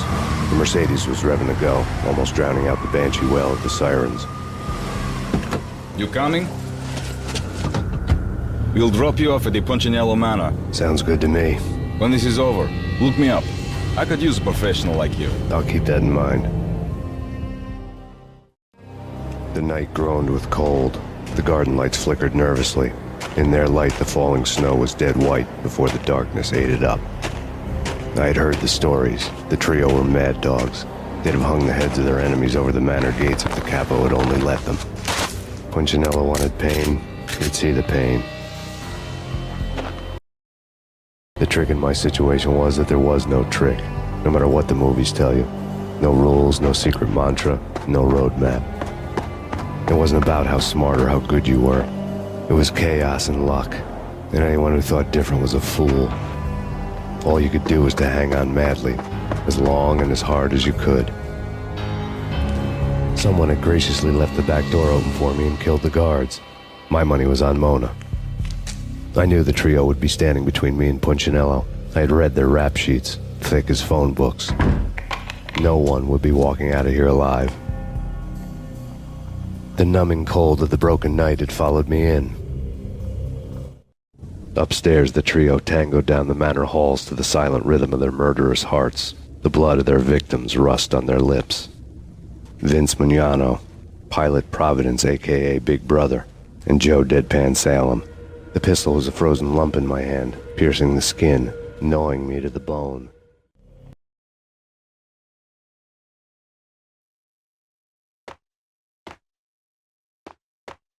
Max Payne!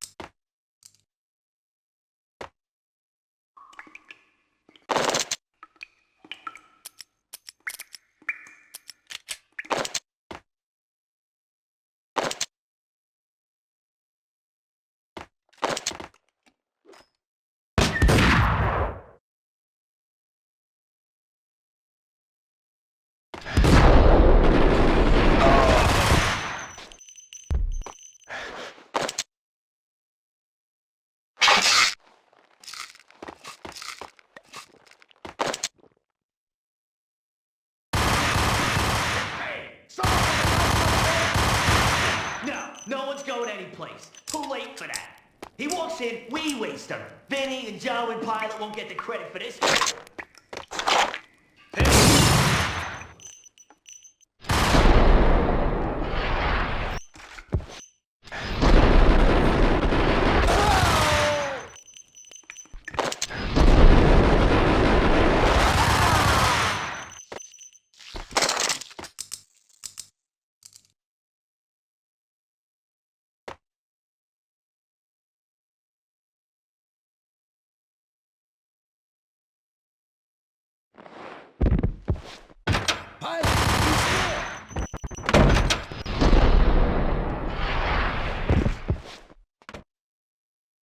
On Lisa Punchinello was that she was a bit of a witch. The tarot cards on the kitchen table fit the picture. They weren't my kind of cards, but I was willing to take a crack at the hand Mrs. Punchinello had dealt. The first card was the Tower. Maybe that was supposed to be the manor. It got easy after that. The devil was the master of the house, and death was me, coming for him.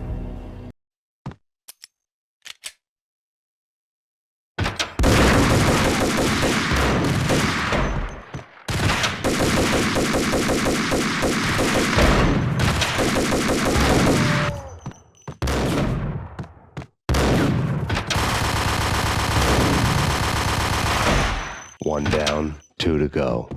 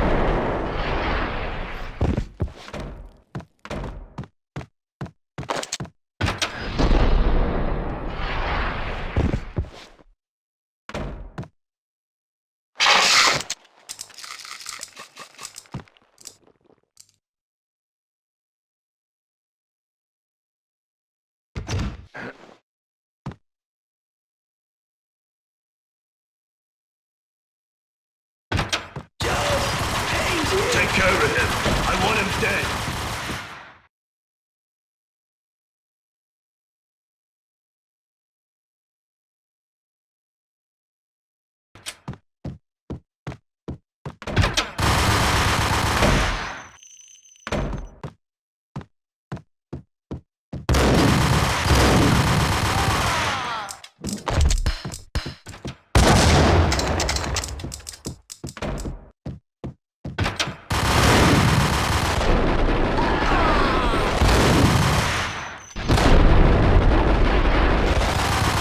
Two down, 1 to go.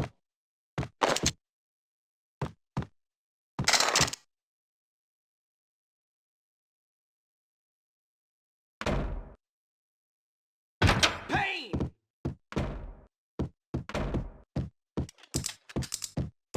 Don't stop at him! This will. This will stop anything. Take cover.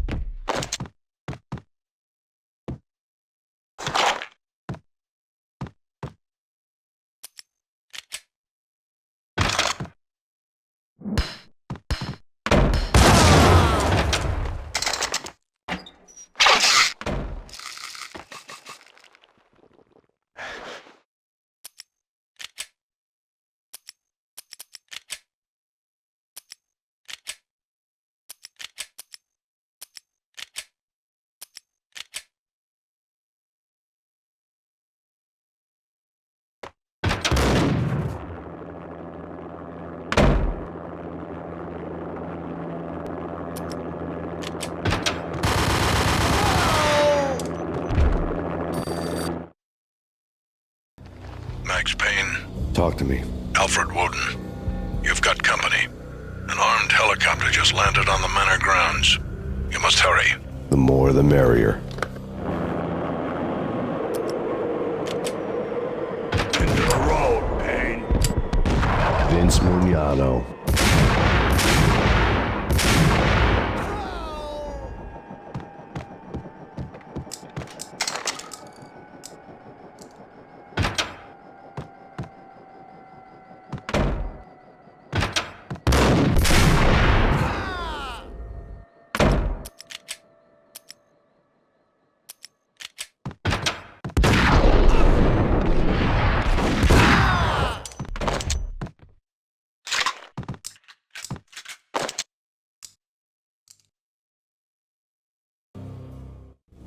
Outside my door. Hurry. He's coming for me. You gotta hurry. Please. I could hear Punchinello on the phone begging for help. He should have been saying his goodbyes. Punchinello was a pushover. The moment I stepped into the room, he folded like a deuce before a royal flush. No, wait. I was just doing what I was told. I couldn't refuse. She's someone high up. Government, maybe. I don't know. He was trying to buy more sand for his hourglass. I wasn't selling any. No, I told her nothing.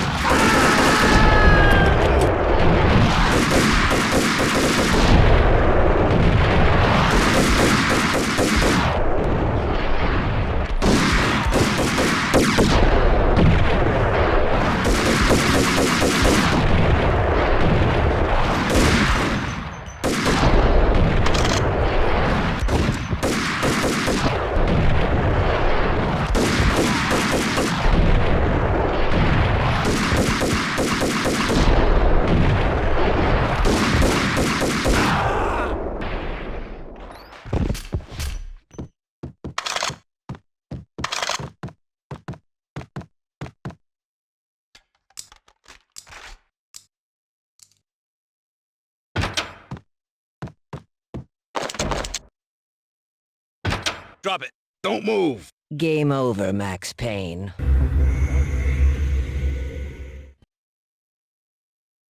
I could tell when I was outgunned. It was time to take another beating. The mystery witch was a real barracuda. Trouble on dagger heels, a smoking assault rifle in her hand, and an army of killer suits behind her. How sweet. I get to kill two birds with one stone. Sooner or later, it was going to catch up with you. Mr. Payne, it's time to show you the benefits of my brew. Be a good boy now. You'd find that Lady Luck was really a hooker. You were fresh out of cash. Gentlemen, we're done here. Take me to Cold Steel. She had just given me an OD of Valkyr. I could feel green fire eating my brains. They turned to steam. They did a fade on me. I'd never had a chance. The witch had got me just as sure as if she put a gun to my head and pulled the trigger.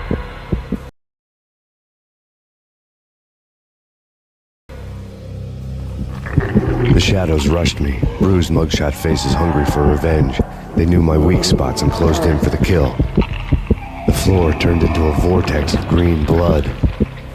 I fell.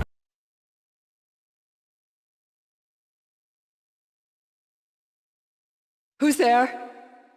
Max? Max, is that you? Max? Where are you, Max? Please. No, please, Max, no. I'm sorry. Please don't, Max, no. Please. Max? Where are you, Max? Please.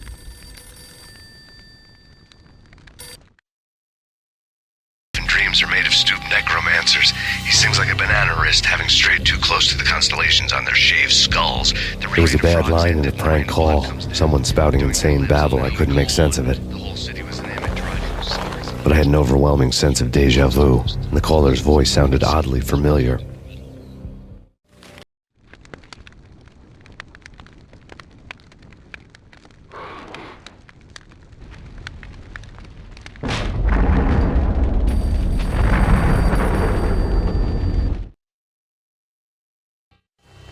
lose it. It's Valkyr. The drug. Snap out of it.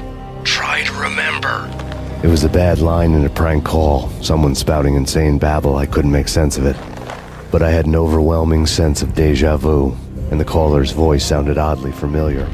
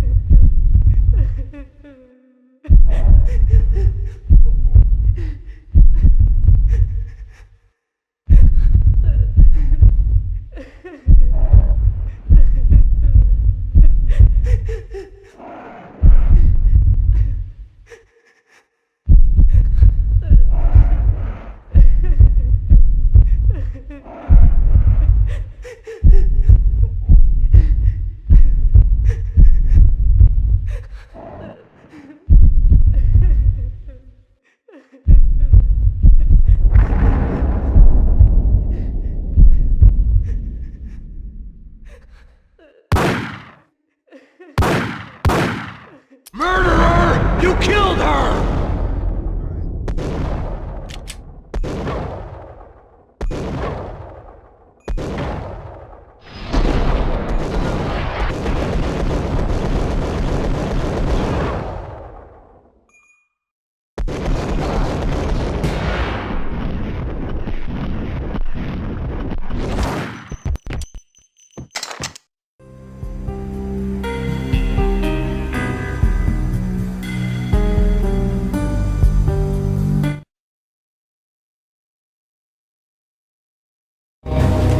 Max, something happened at the office today.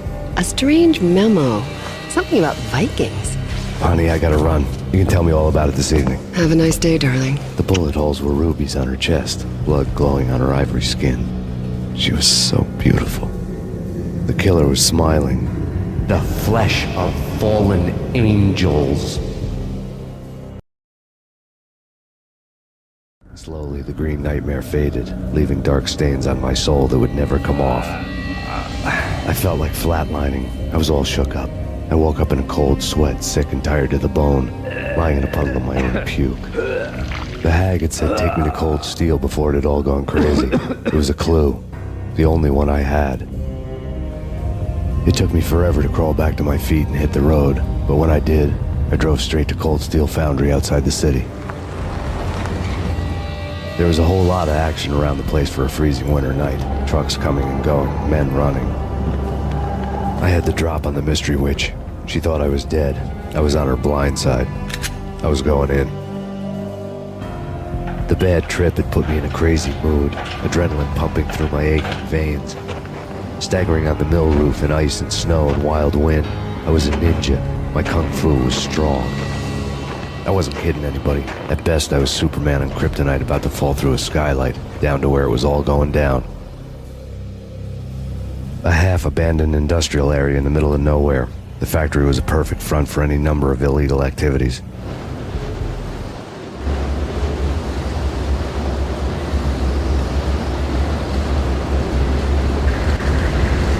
In the belly of the plant, molten metal boiled and bubbled like a witch's brew.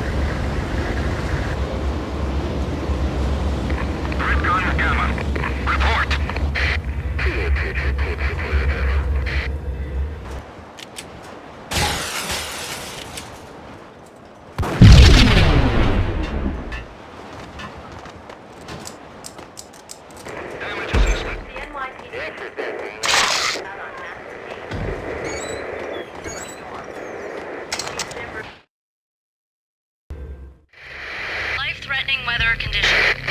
A record-breaking killer storm. In the city's history, vehicles stuck in snow. Heavy snowfall. Forecast shows severe weather is expected to continue. Out in the night, snow fell like confetti over the Devil's Parade. The storm was anything but over.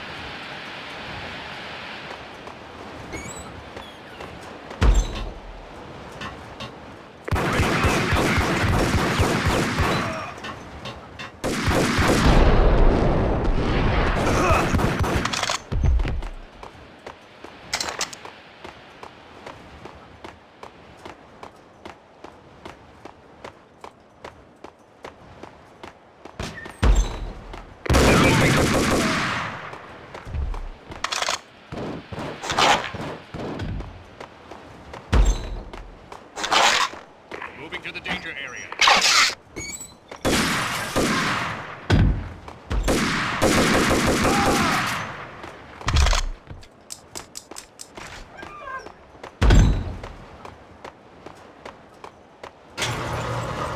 Hostile contact.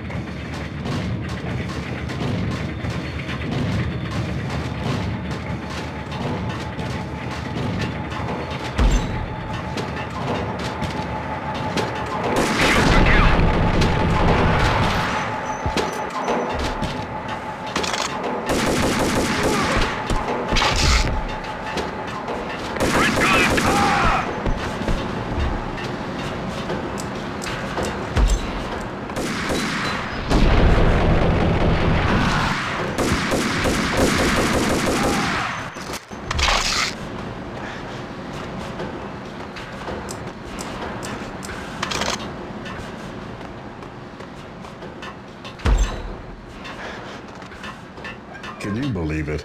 Perimeter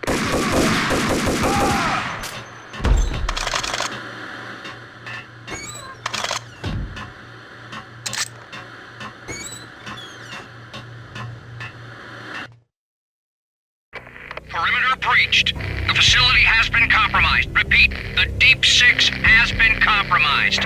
Initiate Operation Deadeye. The walkie-talkie military lingo could mean only one thing. They were getting ready to destroy the evidence and vanish into the night. I was so close. The hidden truths were just around the corner.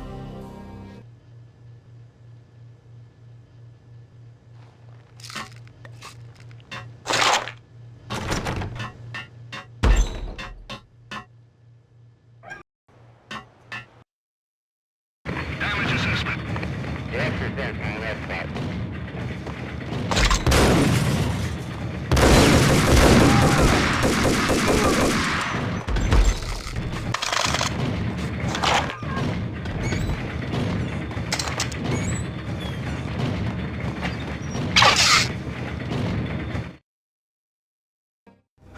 The mercenaries were running a tight operation, paperwork and all.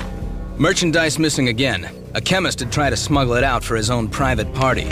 Locked him up in cell B7 in D6's old test facility to wait for proper processing.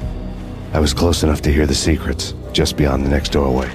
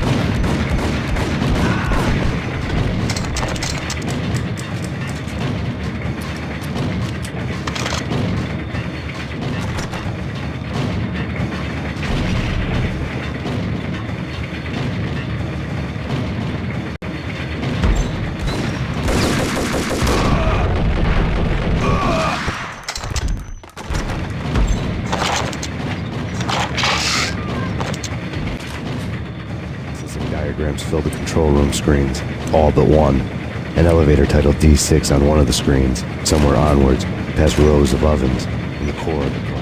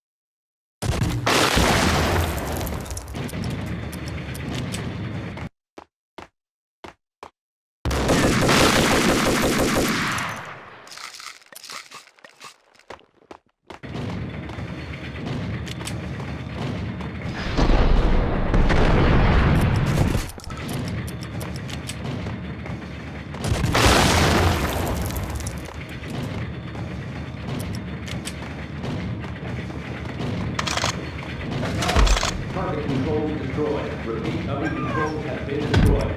Obstacle in place.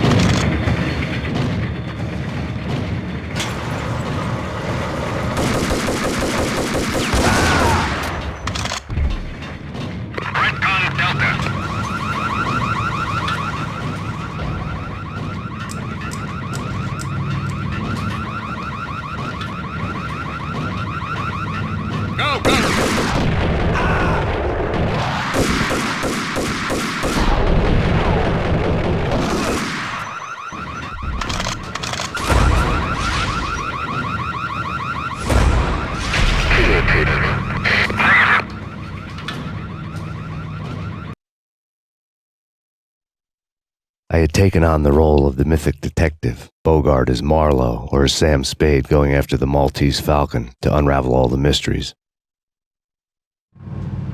Following a path of clues to that final revelation, even if it would take me down to the cold, cavernous depths of a grave. You can't do this! My men are still inside! Do you have any idea why this is called Operation Dead Eyes?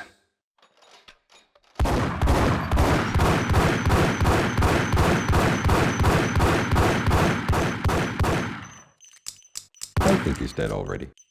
Let's do it.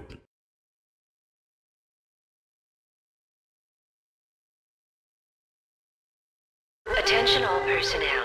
The self-destruction sequence has been initiated. Evacuate the complex immediately. We've got company. Repeat. The self-destruction sequence has been initiated. Proceed to the nearest exit immediately.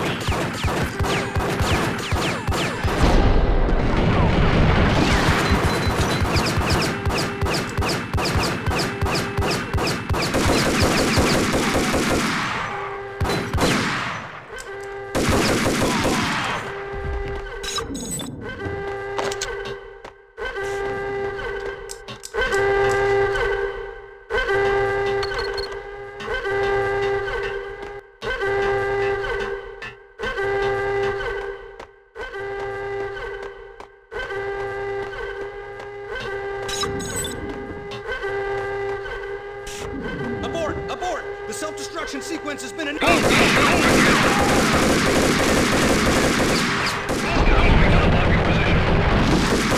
Attention all personnel. The self-destruction sequence has been initiated.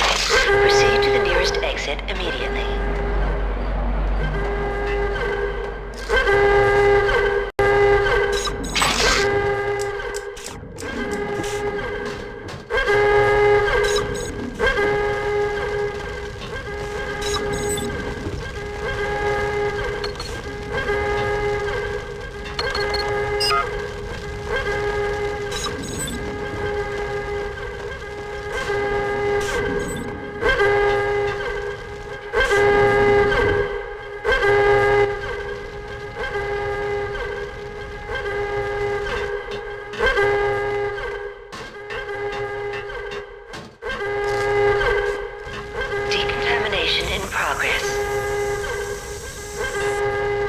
Decontamination completed.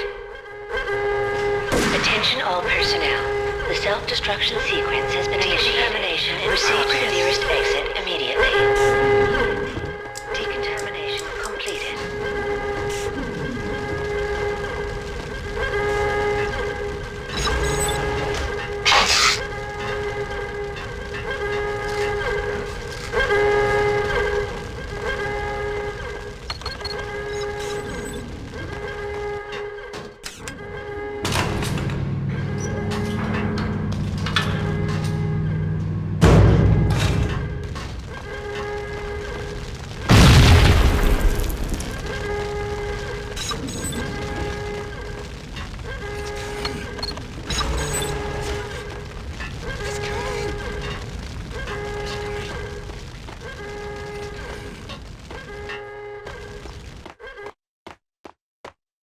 Hey! In here! Hey! Get me out of here! I'm in Attention all personnel.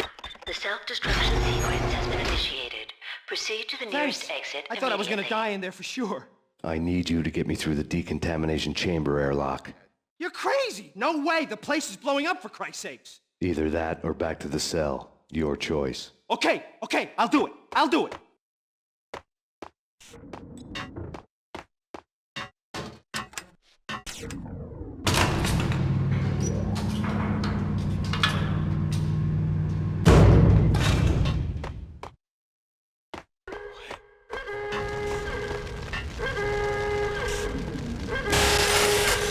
We're dead! We're dead!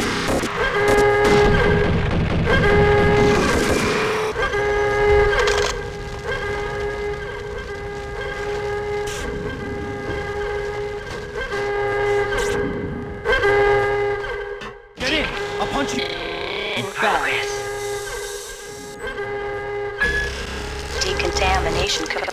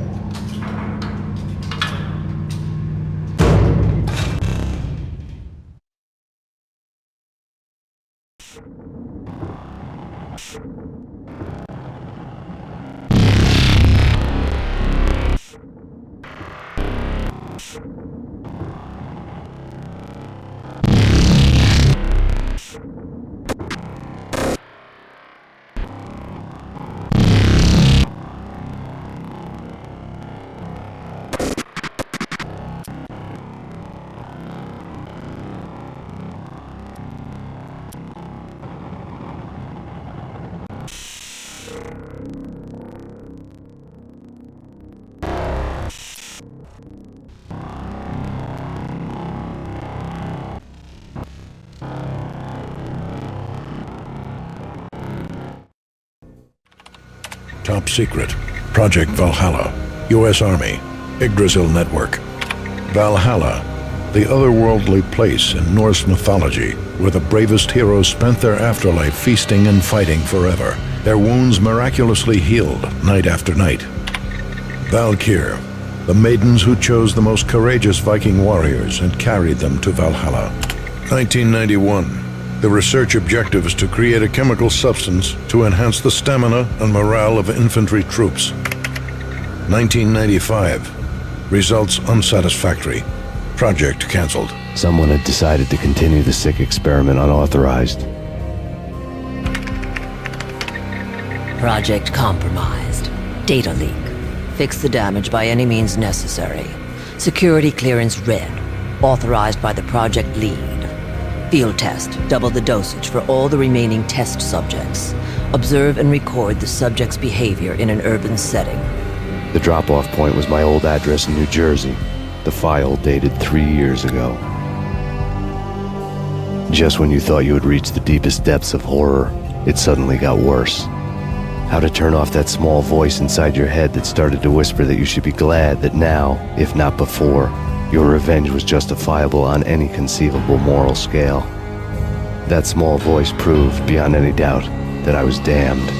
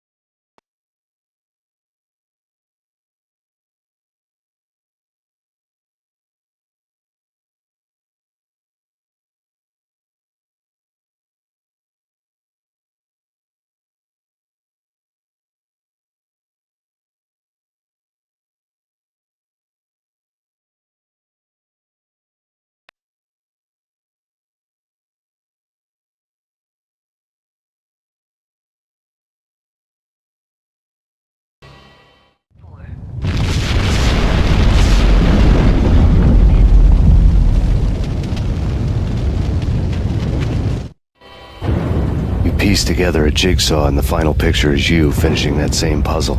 A mad, green-eyed killer standing behind you. An urban legend come true. The Project Valhalla test subjects had been the mad junkies who had murdered my loved ones. The rest was simple body count math. It all pointed to her. Ms. Valkyr. The factory went up in a fiery inferno behind me. All my leads were dead, turned to smoke and dust. I had lost my way. I hadn't slept in a million years. I felt thin as death. I've been living on an endless supply of week-old donuts. They were fuel for this crazy furnace inside my head. I couldn't remember when I had last seen the sun. I was on a permanent graveyard shift.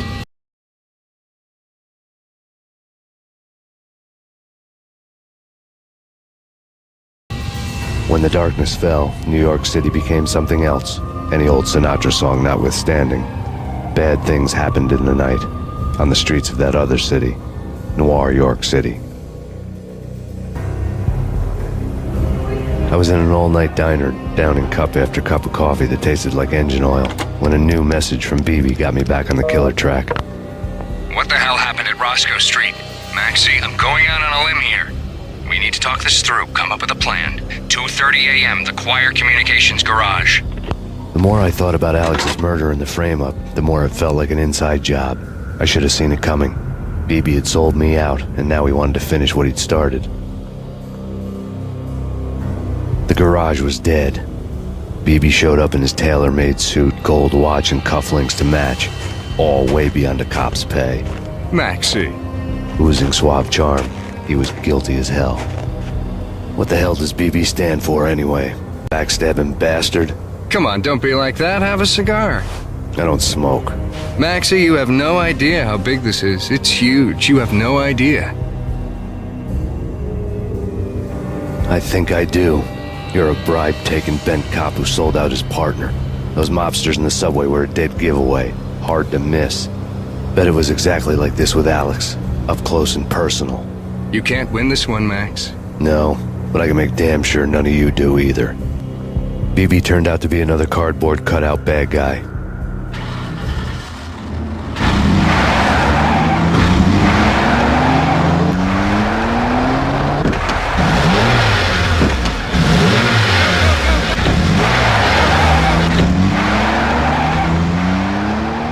A bad cop on the take, a cowardly right-hand man fleeing from the scene.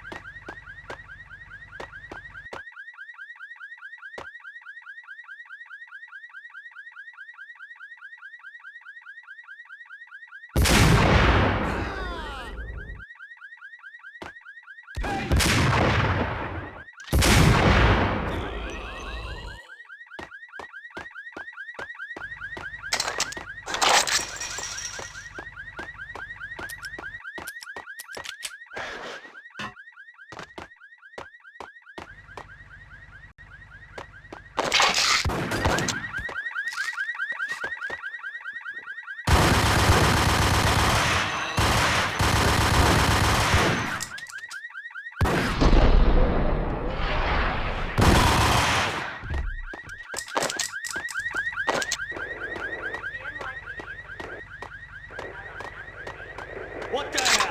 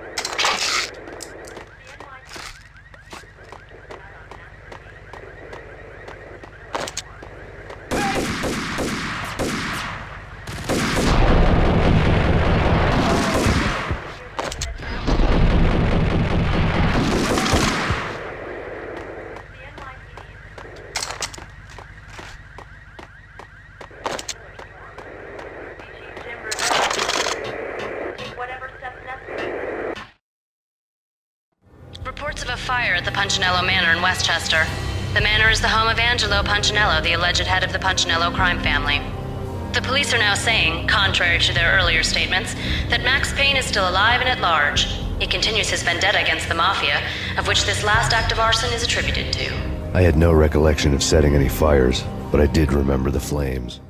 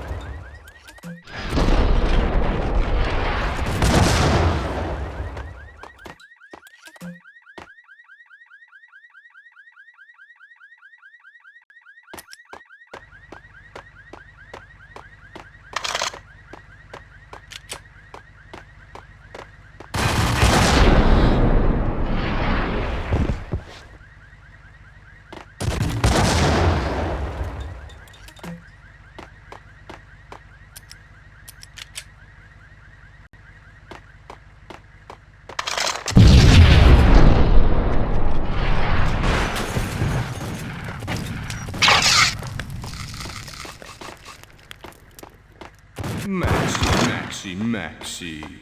Come out wherever you are. You know, I really hate people who refuse to see the inevitable. Refuse to do the smart thing.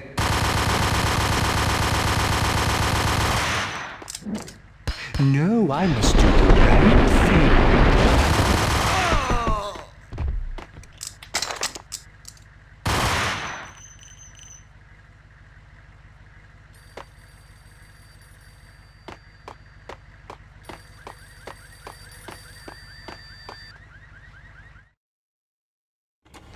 Yeah.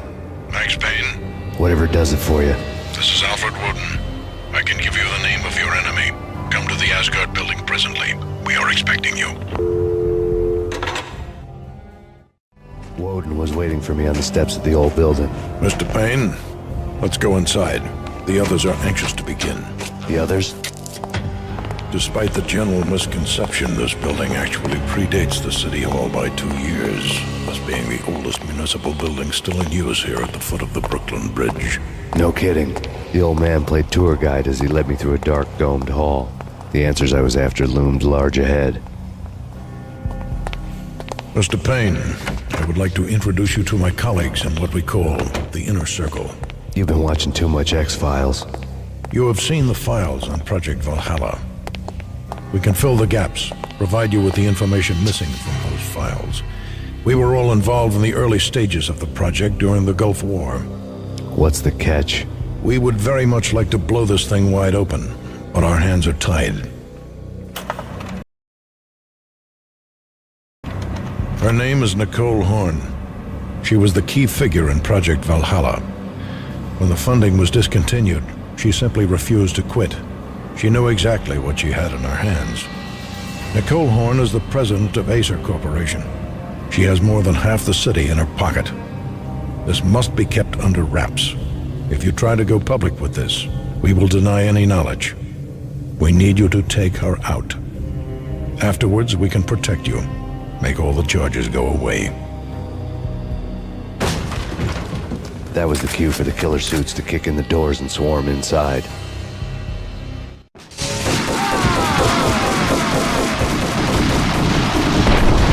It was an impressive floor show, but I decided to leave early anyway. It was only a one-story fall.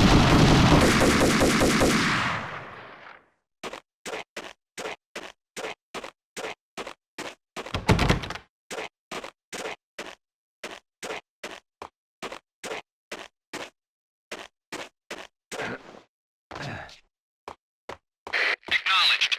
Target escaped. Last confirmed location, the inner courtyard. Search and destroy.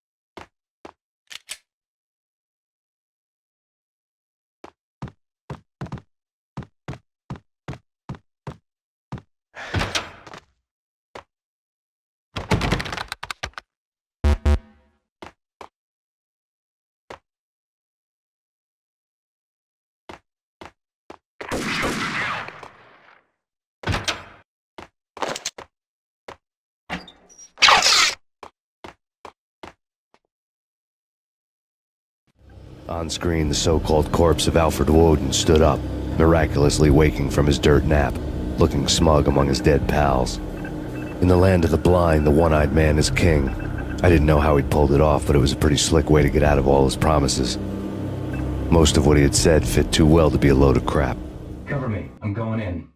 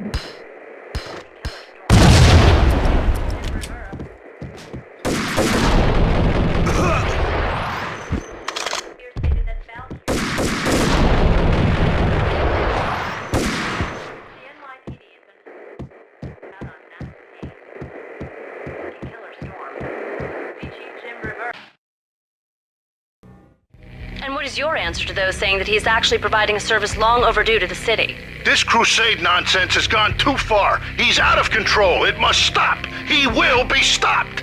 That was Deputy Chief Jim Rivera from the New York City Police Department.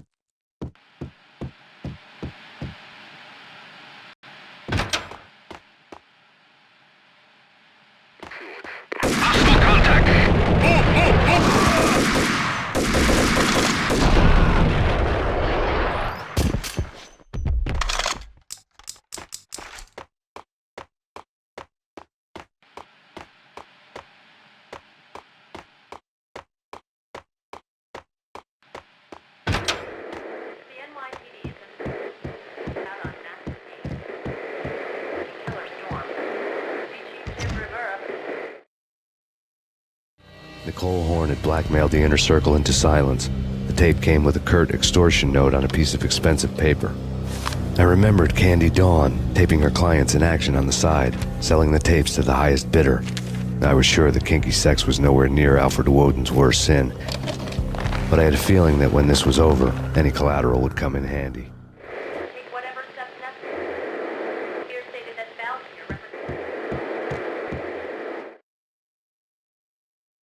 Woden had taken care of my mission preps with military precision. The critical areas in the Acer Corporation headquarters blueprints were circled in red. The president's office was at the top of the building, right below her penthouse suite. The elevators were controlled by a security computer, part of the mainframe located underground below the building. The high-rise was sealed as tight as a sci-fi fortress.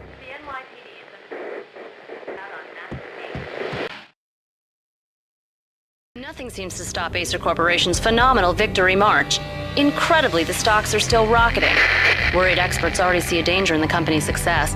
Some have gone as far as to say that Acer Corporation is about to become an even bigger monopoly than Microsoft ever was.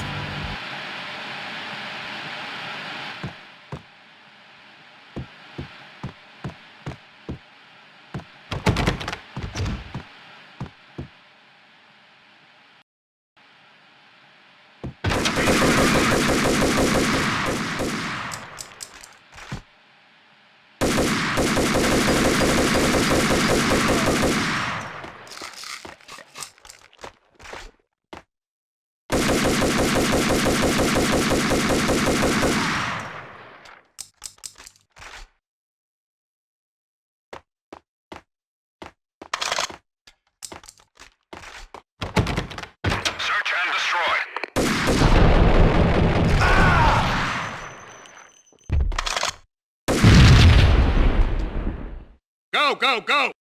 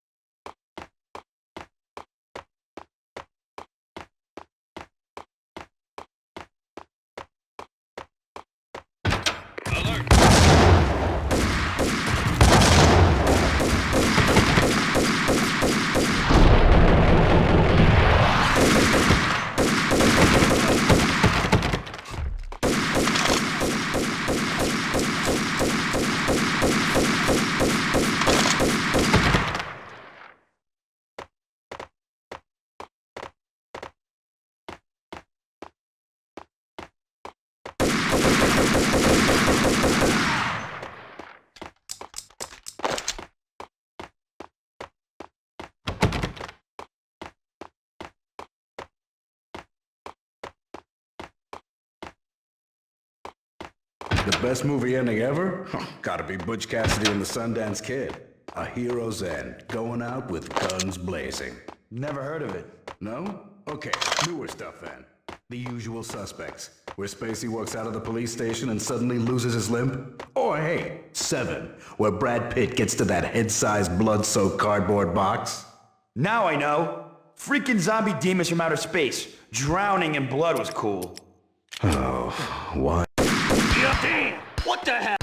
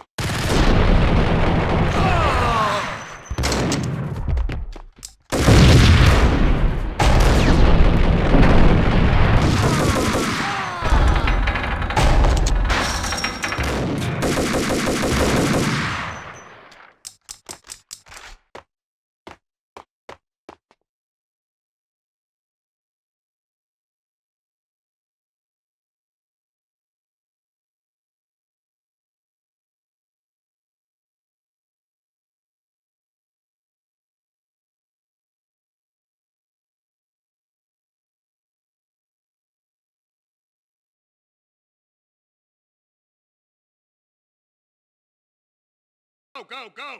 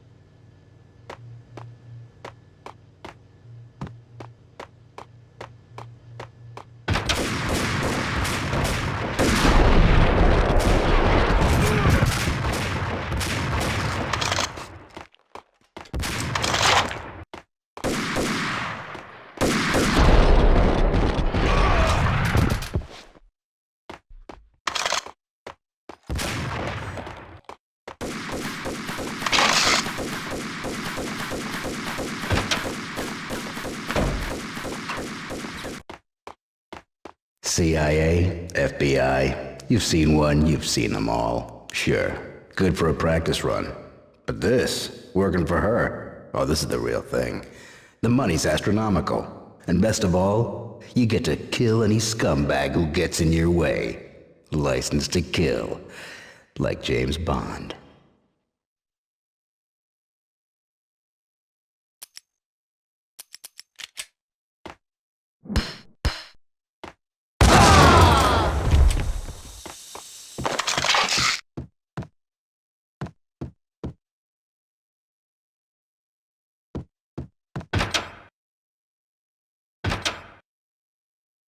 Take him down.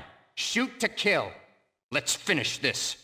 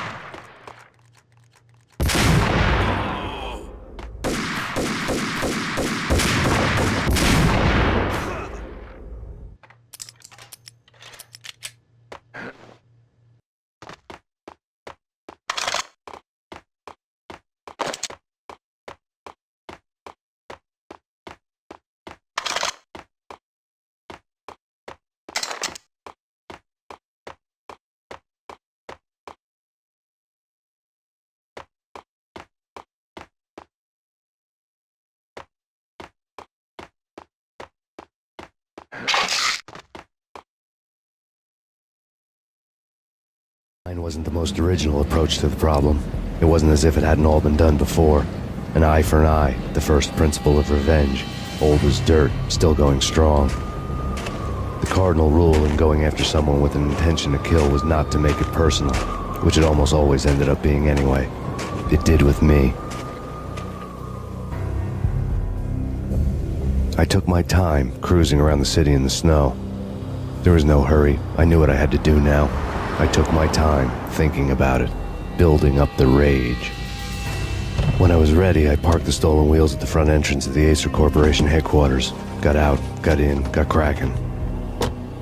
I had a bullet with Nicole Horn's name on it. I had 10,000 bullets with the hag's name on them.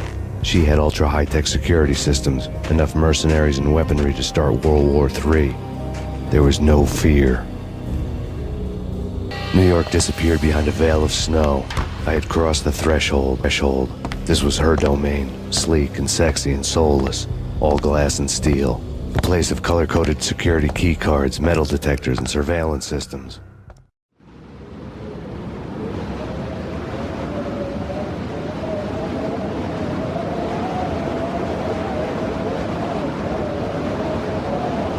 Colder than a walk-in fridge. Cold as a gun.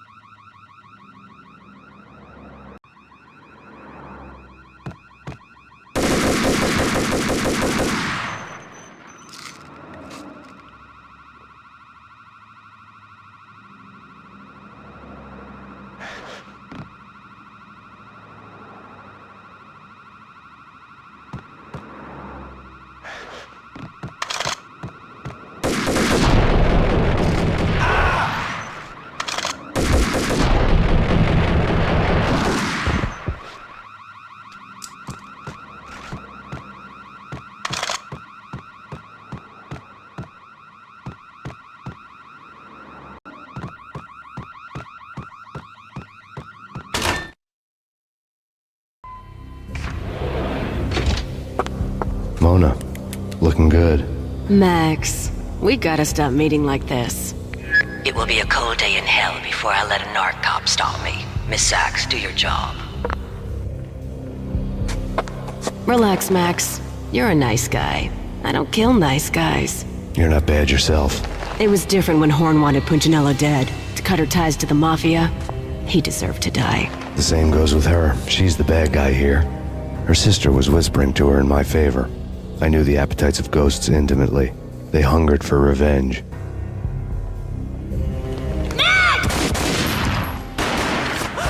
No! A gunshot boomed and she fell down in slow motion. She was a nice girl, not really a stone-cold killer. And now she was stone-cold dead. Like religious fanatics or loyal samurai, Horn's private army was coming on. Contact! Eliminate.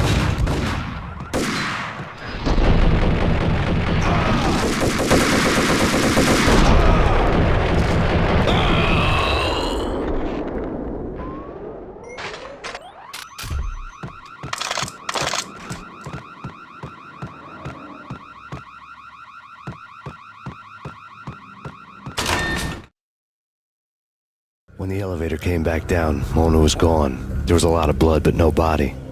Something clicked for the final time. My mind had never been so clear, as if somewhere high above the storm clouds were already gone, cold stars blazing from the black skies.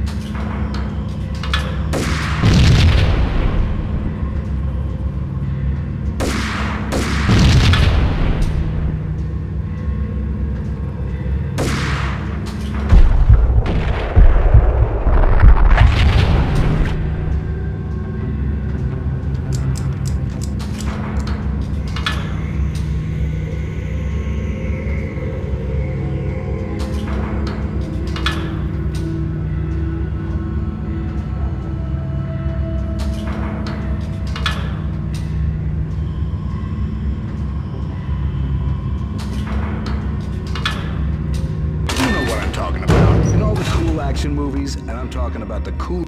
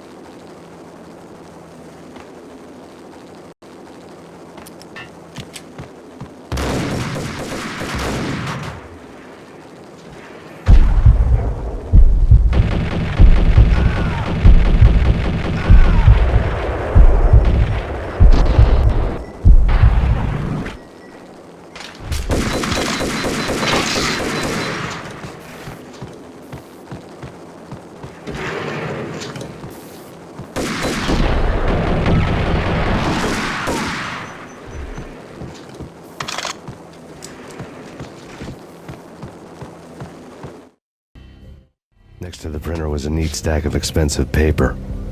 Hacking through Horn's computer would have unearthed files of criminal plans, strategies for world domination, spy helicopter reports, illegal wiretap recordings, internet porno, all of the above. Take your pick. I really didn't care anymore.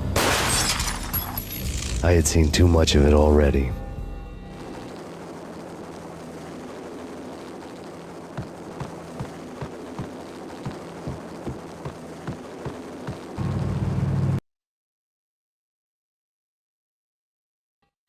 Valkyr had been meant to be a white-winged maiden that would lift you to a warrior's heaven, but it turned out to be a one-way demon ride to hell.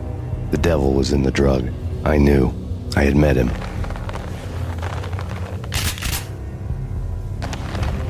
And now I was gonna kill her. The queen of the underworld who had tried to lift herself a bit closer to heaven with her drug money. No begging, no bribes. She knew better. Honor among killers. We who were about to die.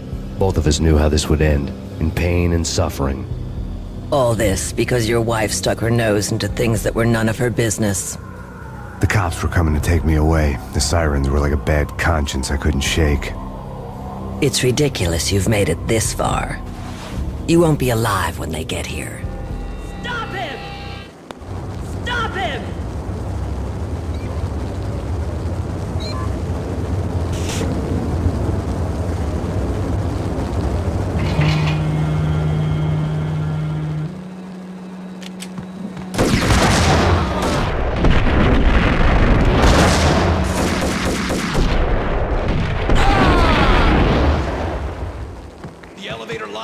Get us back up now.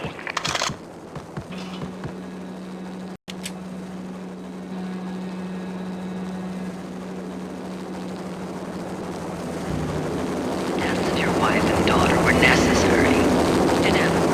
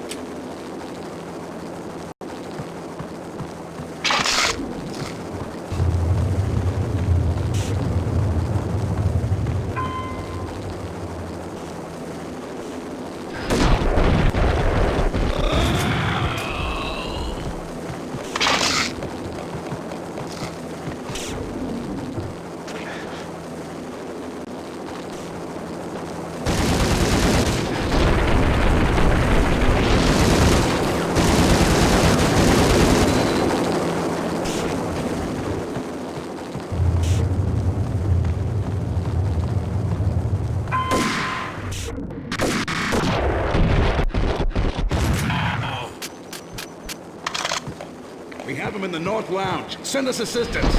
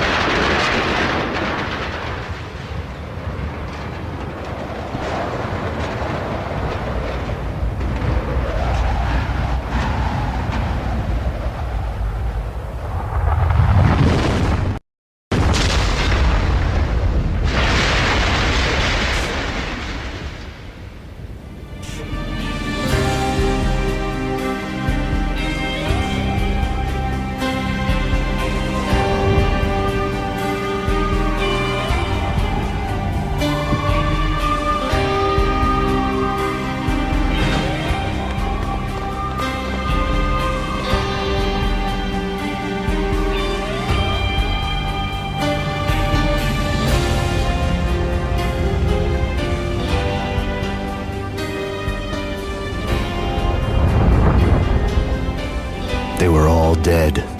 The final gunshot was an exclamation mark to everything that had led to this point. I released my finger from the trigger. And then it was all over. The storm seemed to lose its frenzy. The ragged clouds gave way to the stars above. Max Payne, this is Deputy Chief Jim Bravura from the NYPD. We've got the building surrounded. Throw down your weapons and lie down with your hands behind your head. A bit closer to heaven.